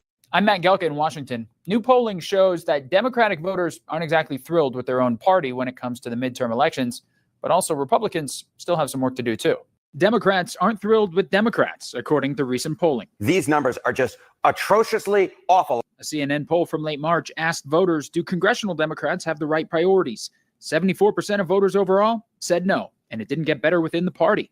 55% of Democrats, or people who lean Democrat, also said no. I think you're seeing a lot of frustration just generally. And, because Democrats are the out party, I think there's a lot of pressure to try and provide solutions for a lot of people's problems. Trey Easton with the Searchlight Institute, a think tank devoted to pushing Dems toward more popular policy, says he's not surprised people think the left needs some new ideas. I think you just got to start doing stuff differently. Republicans have figured this out, especially, President Trump. And I think the more Democrats just sort of shake off the rust of thinking that they can't say certain things or behave certain ways, people will come back. I think. Well, they don't stand for anything. They have no policies whatsoever. And St. Roosevelt's in the house. St. Brosy sends in 403, April 3rd. Thank you, St. Brosy. Good to see you, man. I appreciate that. But the Democrats don't have any policies. They're just giving out free shit and saying that Trump is bad, standing against Trump. Hearing things like this kind of gives some weight to Tim Pool's theory. True, Sin. I hope to God that is true, Sin. I hope to God they come back to the middle, man. I would love to see Tulsi Gabbard do that. She's the perfect candidate to bring these clowns back to sanity. People have to see, life in the party. The CNN poll showed 67% of Democrats believe the fight over whether or not to lean more left or track more towards the center is causing problems within the party. Republicans, including the president, frequently hammer Dems for issues like voter ID and transgender participation in sports. They don't want to sign. Voter ID is another issue. It's a big issue. The fact that they don't have proof of citizenship, that they want transgender for everybody, that they want men in women's sports. The most unpopular 80-20 stuff, the most simple shit. Just because Trump says it's good, they have to say it's bad. They stand for nothing. All they do is go against Trump. It's just stupid. When you're that anti something and Trump deranged like that, it puts you in very precarious situations because again, you can't agree on anything. It makes you look stupid. Boy. So we got to talk about some brutal news from the mainstream liberal media to the Democrat Party. Okay. And I want to talk about some of these recent polls because I find these polls to be interesting, but at the same time, not surprising. Basically, these polls are going to confirm my theory about the midterms and about where we're currently at in politics, which is that right now, the Democrat Party is the most unpopular entity in politics, right? It's not even close. They're more unpopular than Trump. They're more unpopular than the Republican Party. There's not anything in politics more unpopular than the Democrat Party. That's true. But the problem is people are hurting at the pump right now, and Trump's messaging is pretty bad right now. You know what I mean? And if we don't get out of this Iran thing soon, again, we cannot be in May talking about fucking Iran anymore in May. You know what I mean? We got to get some political wins. I like what J.D. Vance is doing, being the, what did he call him? The fraud czar. Trump called him the fraud czar. I like that. That's good.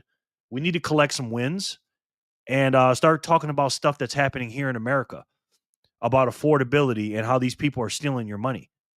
You know what I mean? We got to get out of this freaking Iran bullshit. What's up, Neo? Neo the One. How are you, sir? However, the reality when it comes to the midterms is not really a popularity contest as much as it is a who is more motivated to vote contest. Okay. And right now, Trump derangement is motivating individuals who don't like the Democrat Party to get out and to vote against Trump because they hate. Ding, ding, ding, ding, ding. Ding, ding, ding. Exactly. You saw the lunatics out there for the No Kings rally, the third one since his presidency. You see what they're doing with the anti this and the anti that. Neil, hello. Again, they're motivated right now. They're the losing party. Hate Trump more than they dislike the Democrat Party, even though they again, strongly dislike the Democrat Party. Their hatred of Trump is their main motivator to get out and vote. And I want to talk about it because it has implications for the midterms.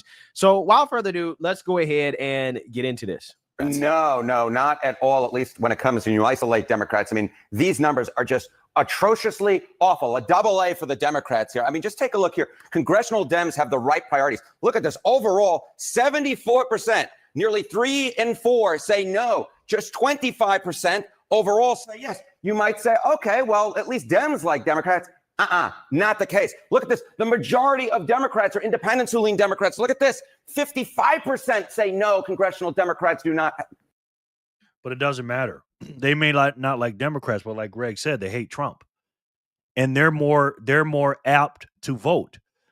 Republicans, and I hate to say this, but Republicans are very low propensity voters. They don't care.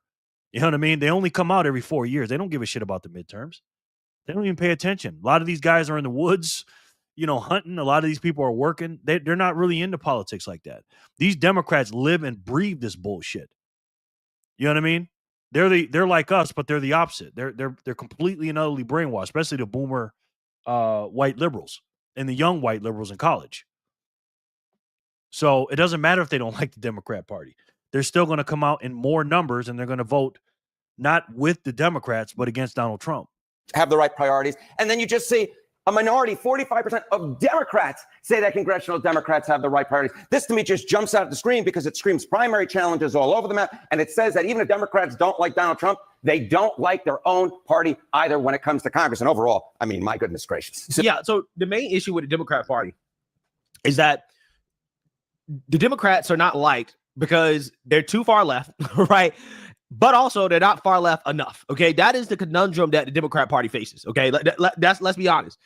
There is a large portion of people on the left who don't like Democrats because they don't feel like the Democrat Party is Trump deranged enough, which is hard to imagine, right? That the Democrat Party is not Trump deranged enough, but also because they're not far left enough. And then there are people who believe that the Democrat Party is too woke, but they hate Trump, right? So they hate wokeness, they hate the far left, but they also hate Trump too. So that's why they don't like Democrat Party, right? So that is a very, very, very difficult place to be in as a party because it's damned if you do, damned if you don't, okay? The far left base, they're the loudest group of individuals, but at the same time, they turn off people who are actually sane and more towards the middle, which is the bulk of the voter base.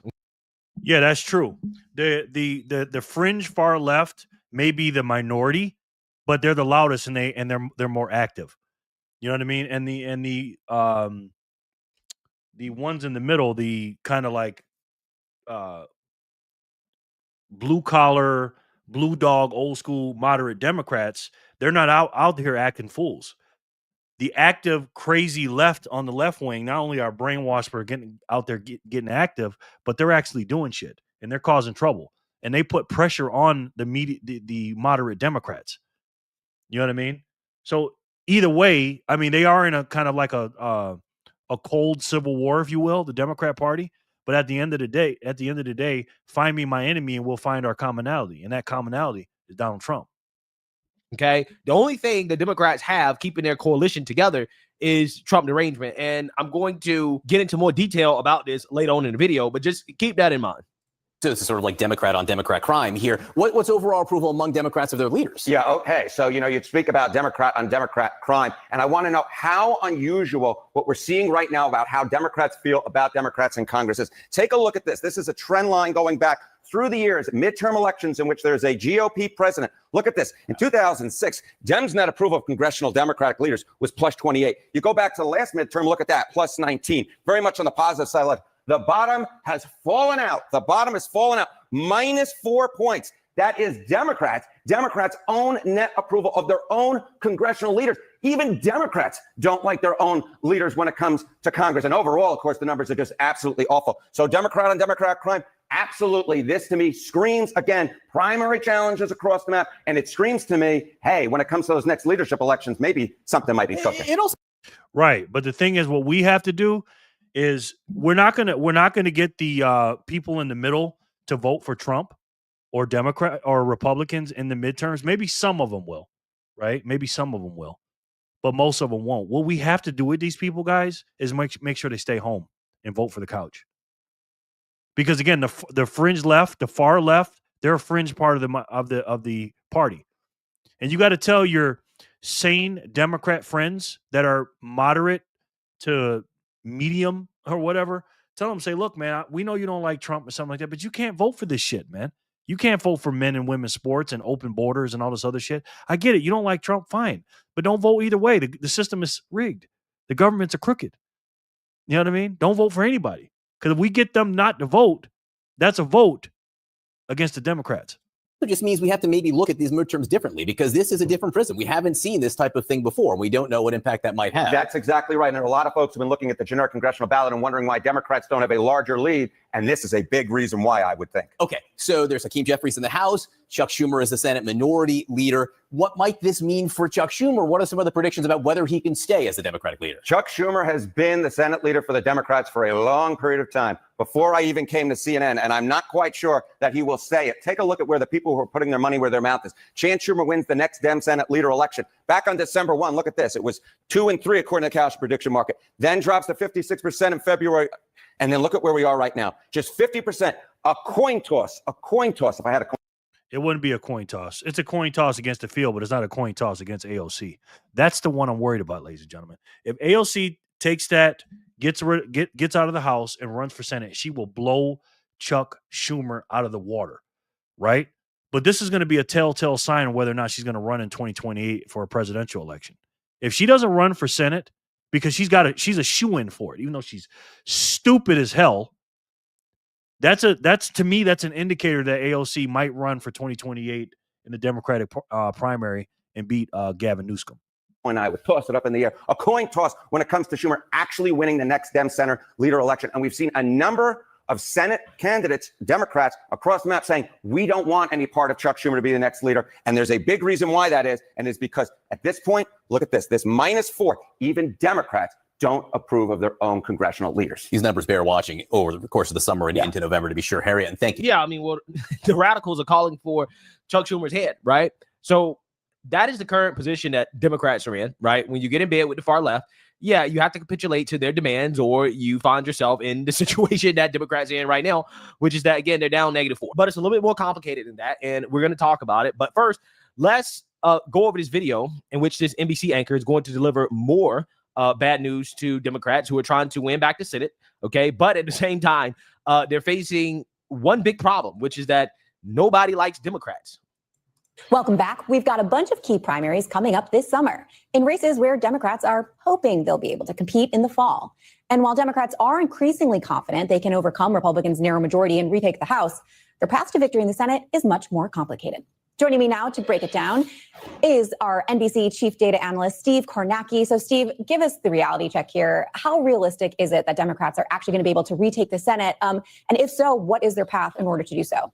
Yeah, Mel, I guess the answer to that question is, how realistic do you think it is for Democrats to win in not one, but two pretty deeply pro-Trump states? That's what they'd have to do to get the Senate. Look at it this way. Here's the big picture map.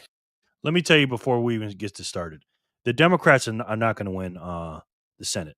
Okay, the Republicans are going to win. Are going to keep the Senate and the majority. We might even expand the majority. That's what we need to do. Expand it. It's the House that we have to worry about. But let's see what he says. Democrats need a net gain of 4 seats if they're going to take back the Senate. Now, the first order of business for them is they don't want to lose any ground. They got to protect a couple seats here. The 3 you're thinking of there is John Ossoff in Georgia. It's also Democratic-held seats in New Hampshire and Michigan. They don't want to lose any of those. That would only add to the Republican majority and make the Democrats' hill probably too steep. But if they do win those 3, hold on to them, then they still need that net gain of 4 seats. And they'd be looking to do it probably from this list. These are the 6 Republican seats that I think to some degree folks think are going to be in play this year. Now, again, Democrats need 4. You could look at Maine, Susan Collins running in a state that already didn't vote for Trump. That's the most realistic for Democrats. Of course, Collins has survived in some tough conditions before, but that could be one for Democrats. North Carolina, Democrats excited about their candidate there, the former governor, Roy Cooper. Trump only won it by 3 points. That's not unrealistic at all for Democrats. That could be 2, but then draw a line there, because the complexion politically of these states changes. Ohio, Alaska, Iowa, Texas, Democrats hoping to pick up Republican seats here. All of them double-digit states for Donald Trump. These aren't just red states. These are, in the Trump era, these are very red states, certainly in 2024. And in the political atmosphere is just different in red states. Take a look at this. This from sort of a compilation of all of our NBC News, CNBC polling. Our pollsters put this together here. Trump states, that's what we're talking about. Democrats needing to win at least 2 of those Senate races here versus swing states versus Harris states. Views of Donald Trump. In swing states, they're almost 10 points more negative than positive. In Trump states, Trump is above water by 3 points. Views of the Democratic Party, they're not good anywhere. 23 points negative in swing states, but almost 10 points worse than that in red states. Views of the Republican Party, they're not that good anywhere, but they're almost even in these Trump states. So again, if Democrats are going to win back the Senate this year, they got to protect all their seats, but they got to win 2 of this group of 4. They probably have to win 2 of this group of 4 in a very, a much less hostile environment in all the states to Trump than you're going to get in the average swing state now. Very insightful. Thank you so much. Yeah. So you seen that, you heard that. Now, again, this is embarrassing for Democrats. I mean, come on. I mean, seriously, right? Like, you got to think about it. I observe the news, watch the news, study the news every single day, especially the liberal media. It is 100% negativity on Trump every single day. That's the environment that we're in right now. Everything is 100% negative on Trump. And despite 100% negative coverage of Trump, Democrats in the states that matter, right? In the states that matter the most, okay? They are still more unpopular than Trump, right? In Trump states, in swing states, even in their own states. Look at this. Even in their own state, right? Yes, Trump is more unpopular, okay, in the Harris states, but Democrats are negative 15. Because they can't govern. You can lie to the people all you want. You can gaslight the people. You can propagandize, brainwash them, whatever, and tell them how bad Trump is. That's true. But your policies fucking suck. And you have nothing to offer the people. Nothing. They offer nothing to the people. Again, yes, they hate Trump. Yes, they think Trump's the devil. Yes, they think Trump is Hitler.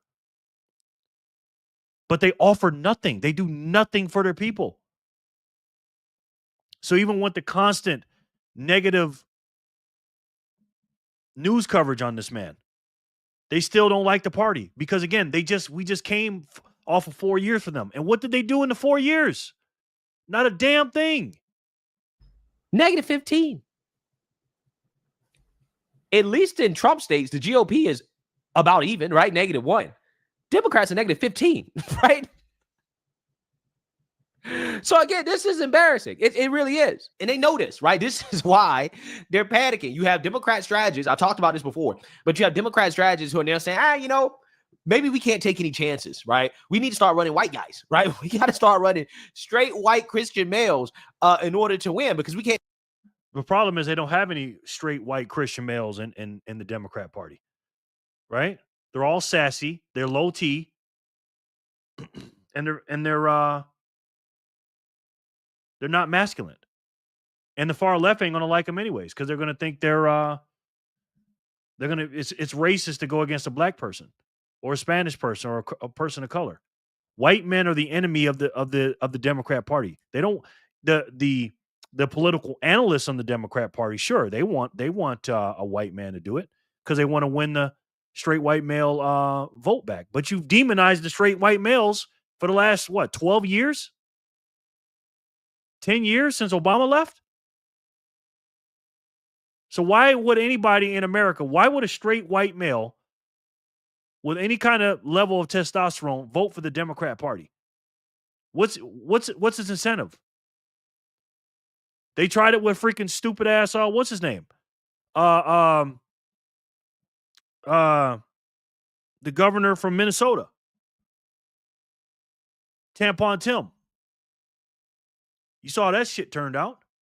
Take any chances with how unpopular our party is at this point. Let me ask you a question. When someone spends years operating inside a system, benefiting from it, enforcing its rules, holding other people accountable to it, and then the moment it becomes personally inconvenient, steps right outside it like nothing happened, what do you call that? Because that's exactly what's happening inside the Democratic Party right now, and voters are noticing. The numbers are brutal. Around 55% of Americans view the Democratic Party unfavorably. Only about a third view them positively. That's not a bad news cycle, and it's not a messaging problem you fix with a sharper slogan or a better TikTok strategy.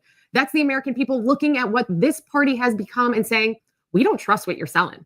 This week, Democrats rolled out a brand new election playbook for 2026. New tactics, new outreach, new ways to connect with voters who have been walking away. They're calling it a fresh start, a way to move past the failures of 2024 and get back in the game before the midterms. And yeah, but the problem is they're going to be stepping on the toes of what they did in 2024. They're going to sound like absolute hypocrites. What are you going to turn around and say after everything that you've told us in 2024? That white man is bad and this, that, and the third, and then end up running with a white man as your front and center person. It's not going to work. You sold these people a shit sandwich, man, and nobody wants to buy it. You guys stay safe over there, Jen. No doubt, Jen. sure, fine. Every party regroups after a loss. That's pretty standard around here. But there's a difference between fixing your strategy and actually reckoning with why it failed. A new playbook tells you how to run the plays, but it doesn't ask whether you've been calling the wrong ones all along. For years, Democrats didn't just embrace identity politics, they built the party around it. Who speaks, who leads, whose voice carries the most weight. It wasn't one approach among many, it was the framework, the operating system. And if you wanted to be taken seriously inside that party, you got on board, learned the language, and you didn't ask too many uncomfortable questions about whether any of it was actually working. Now there's a new conversation happening about 2028, about what kind of candidate the party actually needs to win. And the answer quietly surfacing in Democratic circles, a straight, white Christian guy. Not because anyone is standing up and saying we were wrong, and not because the principle changed, but because it stopped working at the ballot box. And look at who floats to the top of that conversation. Gavin Newsom, whose tenure has coincided with Los Angeles. First of all, Gavin Newsom is not, he's not straight.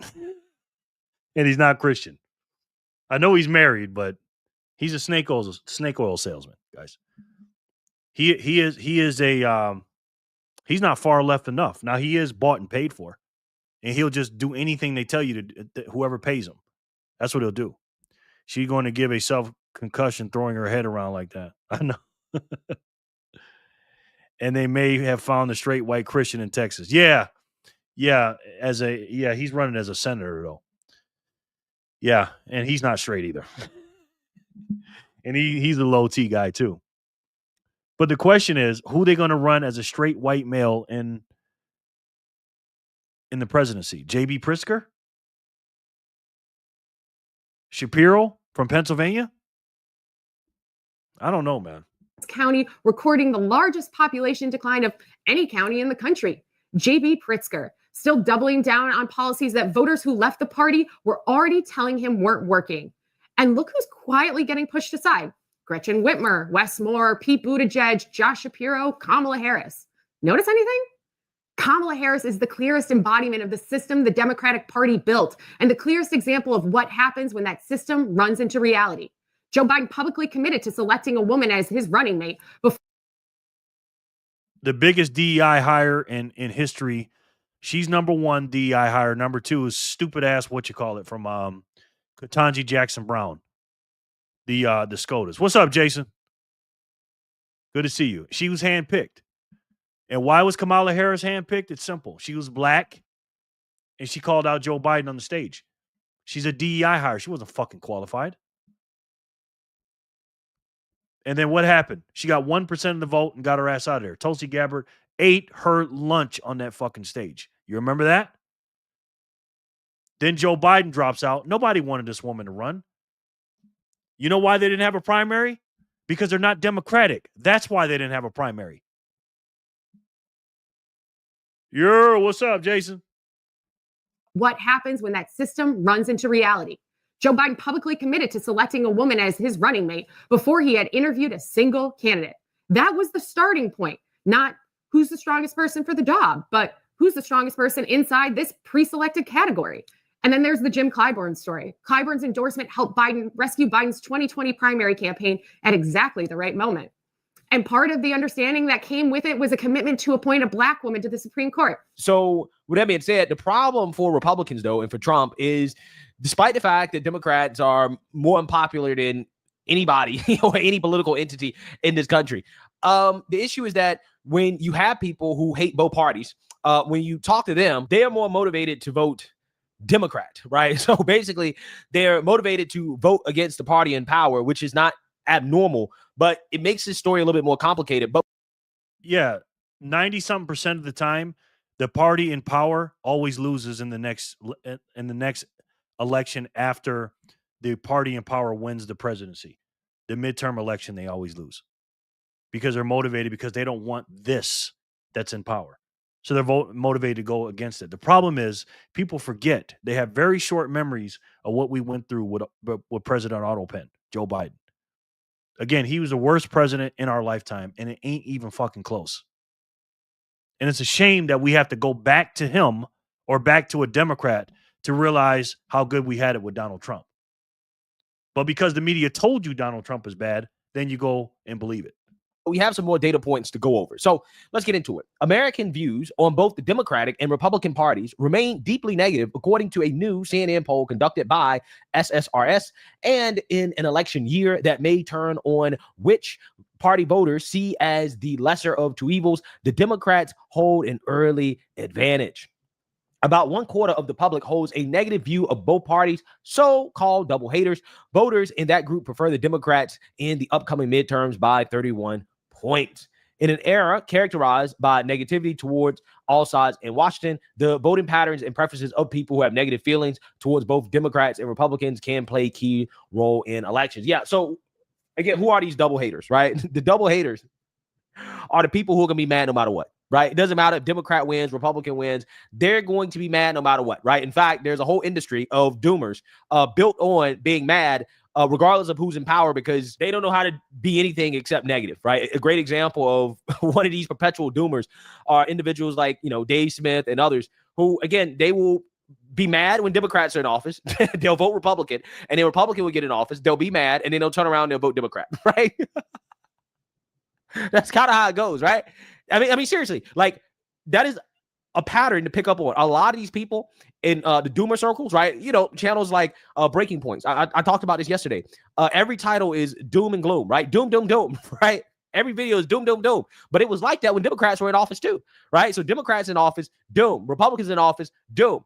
It's almost as if negativity sells, right? Being negative all the time, regardless of who's in office, finding something to bitch and complain about, regardless of who's in office, is a profitable business model, right? But again, there are people who are legitimately disaffected. But this group of people, in my opinion, I think are the type of people that can be mad regardless of who's in office. And it really comes down to how motivated they are to vote, right? But when it comes to just straight up liberals, Democrats, far leftists, we're saying that they are extremely motivated to vote because they've been voting in these special elections at much higher rates than Republican voters who are less motivated to vote because our guys in power, right? And this is normal psychology, right? Nothing that we're saying is abnormal. For as much as the media wants to make a big deal about what's happening, right, with the special elections, oh, Democrats win it, that's not abnormal. That's what happens. Like, think about this. These people were voting in droves in special elections literally a month after Trump got in office, right? Y'all remember those elections that happened in what? March, February, right? Ish. Okay. Trump wasn't even in office for 2 to 3 months. And these people were already getting out and voting in droves, right? Just because he was president again, that motivated them to get out and vote. So that's what we're up against. And that's what people got to realize. These people just hate Trump. They just hate the fact that Trump is president, and that motivates them to vote, right? It is what it is. Those voters who had unfavorable views of both Donald Trump and Hillary. Facts. And here's the thing, right? First of all, make sure you guys go subscribe to Greg from the Black Conservative Perspective, man. This guy is on point. There's a link to that video. You guys can finish that later. But here's what we need to do to win. Okay. Number one is we gotta end this war. Okay. We have to end this war. We cannot be going into the midterms talking about fucking Iran. Okay, that's the number one thing. And then bring the gas prices down. And we need to win too. All right. We need to take Karg Island, guard it, and maybe take some petroleum while we're at it too from Iran. Number two, we got to put Trump on the ballot, right? We got to put Trump on the ballot. And I'm not saying he has to campaign, but he needs to be endorsing people and talking to people. All right. That's number two. Number three, we have to make sure the moderate Democrat Party the moderate Democrat voters don't vote Democrat. Okay? They're not going to vote for Trump, right?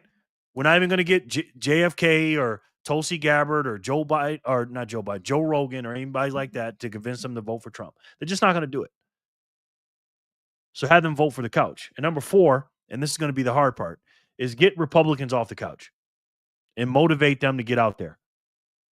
We got to make ad campaigns saying, hey, you remember Joe Biden? I know you've been deep in the woods hunting and working and, actually living your life. And I get it. I understand that. And you don't want to have to go and get sold about getting up and voting again and all this other bullshit. I get it.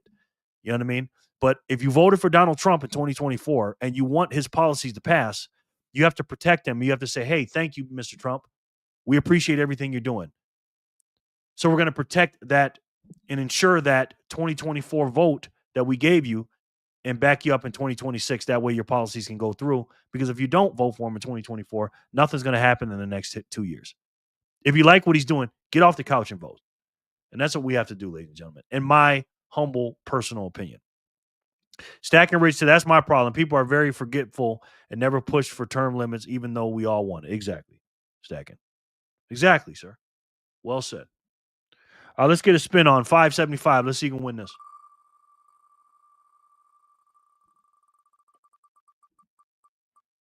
Sharon.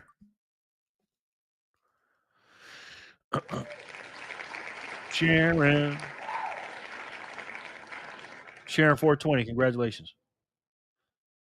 All right. Now we're going to do 576 and we're going to get up out of here. Good game, Sharon. Thank you guys for staying this long. I appreciate it. Sorry the show was so long tonight. 576. Last spin, guys. Woohoo! No doubt, Sharon. Sharon, that freaking picture, that's dope. Phat Zap for somebody. 2x. Who's it gonna be? Phat Zap Friday.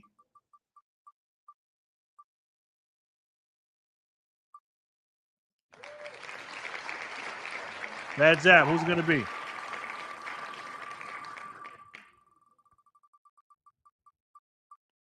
Lauren. Boom. Lauren Stern.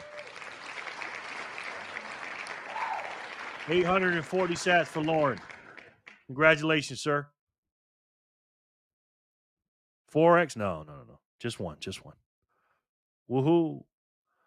All right, guys. Good game, Lauren. All right, guys. We don't have a lot of donations tonight, but we'll do an MVB spin. We only had 5 donations tonight. And I like to do a certain number, but that way you guys can earn a big chunk. But we'll go with that. All right. So let's add it up. 4, 3, 2, 1. Thank you guys so much for the donations. 4,200 plus 2468 plus 1908 plus 1776 equals times 0.25 equals. All right, 3,668 sats for the winner. Not a lot. I like to give at least 10 grand out, but it's all good. Lauren, nice, thank you. Hey, Lauren, wait. Zap coming for the wheel. Just give me a second. Add 10K, Jay. I'm working on it right now. Oh, wow. Thank you, Grasshopper. Holy shit. 14,000 for Grasshopper. Wow, Grasshopper. Damn. Thank you, ma'am. Very kind. Got to have you go out of town more often, man.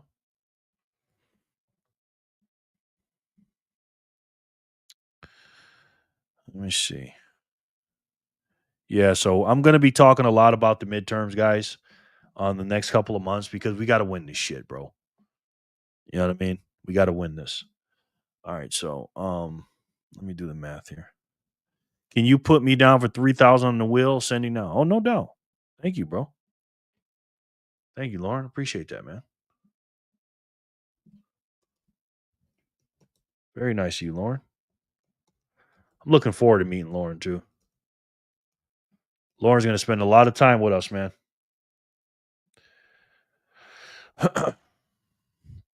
Lauren's coming all the way here for the birthday. Sent. Thank you. Grasshopper? Where'd you send it to? Because I haven't received it yet. Here, let me exit. Okay, there it is. There it is. There it is. Both of y'all. Okay, 3,000 and 10,000. Thank you guys so much. I appreciate it. Okay, now that changes things. That changes things. All right, so let's do that math again. 14,673. All right, 14,673 plus 10,000 plus 3,000 equals 7,000 times 0.25 equals. All right, 6,918 sats for the winner. Thank you guys for that last minute. No doubt, Grasshopper. Thank you, man. Appreciate that. Much love to you too, honey. 6,918. Grasshopper and Lauren saved this wheel tonight. All right, so Grasshopper, your name's going up here a lot of times, man. So let's put you up there 14 times. This is a record for you, Grasshopper, I believe. 4. And it's much appreciated, man. It really is. I'm a little channel up here, guys. I'm not a big channel like George. George gets a whole bunch of zaps. I saw his thing yesterday. I was like, damn, George is getting a lot of zaps. But George deserves them, man. George is doing a great job, bro. He really is. George is a heaven sent for us, man. 4, 8, 12, 14. Thank you, Grasshopper. Nico, copy. I love to see it, man. I love to see people zapping YouTubers. That means you're enjoying them. You know what I mean? And to be fair, I've gotten my fair zaps too. Because if I didn't, I probably wouldn't be as consistent up here as much as I am. So I appreciate you guys. Copy. Spaceman. Boom. Diesel. Copy. Boom. Joshua never wins. He's always zapping and he never wins. It's crazy. Lauren said he's feeling lucky after that last win. I know that's right. It is, LOL. Yes, it is. Yes, it is, Grasshopper. All right, guys. Speak now or forever hold your peace. And Jenny, I haven't forgot about you. I would put Jenny on this wheel, but she told me not to. Because, again, Jenny sent in a huge zap at the beginning of the month. And she goes, I'm taking care of her for the months. But she's got Nico on here, so I appreciate it. Anything going on with Strike? Let's see. Before I do this. Okay. Same browser. All right. All right, guys. Let's shuffle them up. 1, 2, 3, 4, 5, 6, 7, 8, 9, 10, 11, 12, 13, 14, 15, 16, 17, 18, 19, 20, 21, 21, 21, 21. All right. Are we ready? In 5, 4, 3, 2, 1. Spin it. Paid out immediately. Wow, what a surprise. Grasshopper. Grasshopper. Grasshopper is today's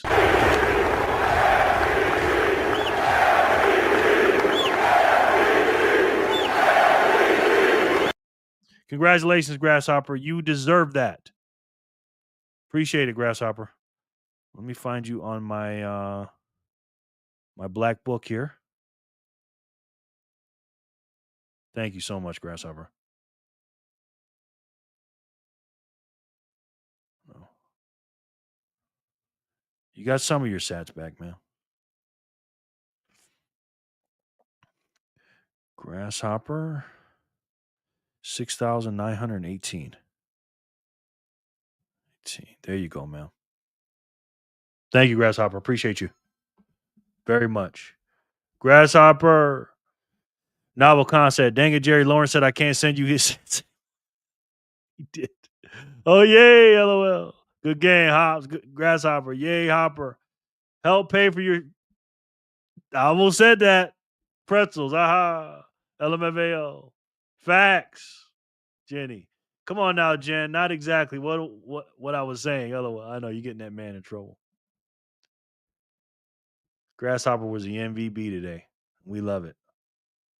We love it. And who can stop what is coming, huh? Who can stop what is coming? This right here is a Bitcoin coin, guys. Who can stop what is coming? Nobody can stop it. The only one can stop it is you. And this right here, this illustration is why I talk about politics so much. If it wasn't for politics, we wouldn't have Bitcoin, guys. It's just the way it is. Interpretation, Lauren. Haha. It's just the way it is, guys. And nobody can stop what's coming. All right. We are a debtor nation, and we have a serious problem at the base layer, at the underlying underneath this system, ladies and gentlemen. We make a lot of money. Okay, we make almost $5.5 trillion, but we spend over $7 trillion. It's not mathing, guys. The math's not mathing. All about the interpretation. That's right.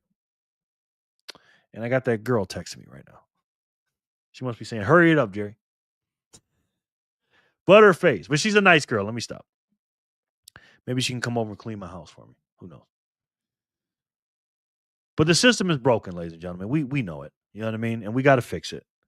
And can we vote our way out of this? No, we can't. I think we can get the right politicians in here to make sure that let's just say they have a new system, a Trojan horse to get us in there. If you look at Bitcoin, if you look at Trump's staff, they're all sound money advocates. His whole staff. And for the midterms, we need to get Congress onto the hard money standard. And what is hard money? It's scarce. Absolute scarcity. Not the gold way, but absolute scarcity. Which means it's uninflatable. Can we make it digital and portable? Yes. How about durable? Well, if it's digital, it's definitely durable. How about international?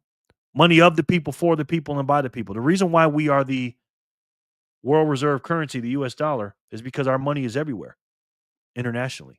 But this money is everywhere and nowhere at the same time. It's fungible, divisible to the nth degree, verifiable in supply, decentralized, unconfiscatable, and just like yourself, it is unstoppable. Good night, all. Thanks, Jerry. No doubt, bro. Thank you, man. And if we stack this money today, you and your family, they'll be building statues of you, ladies and gentlemen. Not in the near future, but after you're gone. Your name will be ringing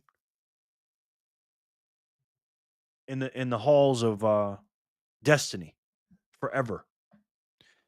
And if Trump's cabinet, which all are with this money and sound money advocates, if they put this money on the balance sheet, not only will it break this system, hit the reset button, put these people, these lizard demonic people on their knees. Have a great night, everyone. No doubt, Grasshopper. Thank you, ma'am. But we'll pay off the national debt. It's the only way to do it. We'll pay off the national debt, stop inflation, and bring sovereignty and fiscal responsibility back to this country. I really, truly believe that. There's only one way to do it, ladies and gentlemen. And if I had to take a guess, I'm pretty sure you guys already know what that is. It's the best way to save. And for me, the only way to save. And that's Bitcoin. I love each and every one of you, and I'll talk to you soon. You guys have a good weekend. Stay tuned tomorrow for Satoshi Saturday, all right? I'll see you guys soon. Thank you guys so much. And until then, and as you guys know, I love each and every one of you, and I'll talk to you soon. Peace and love, guys.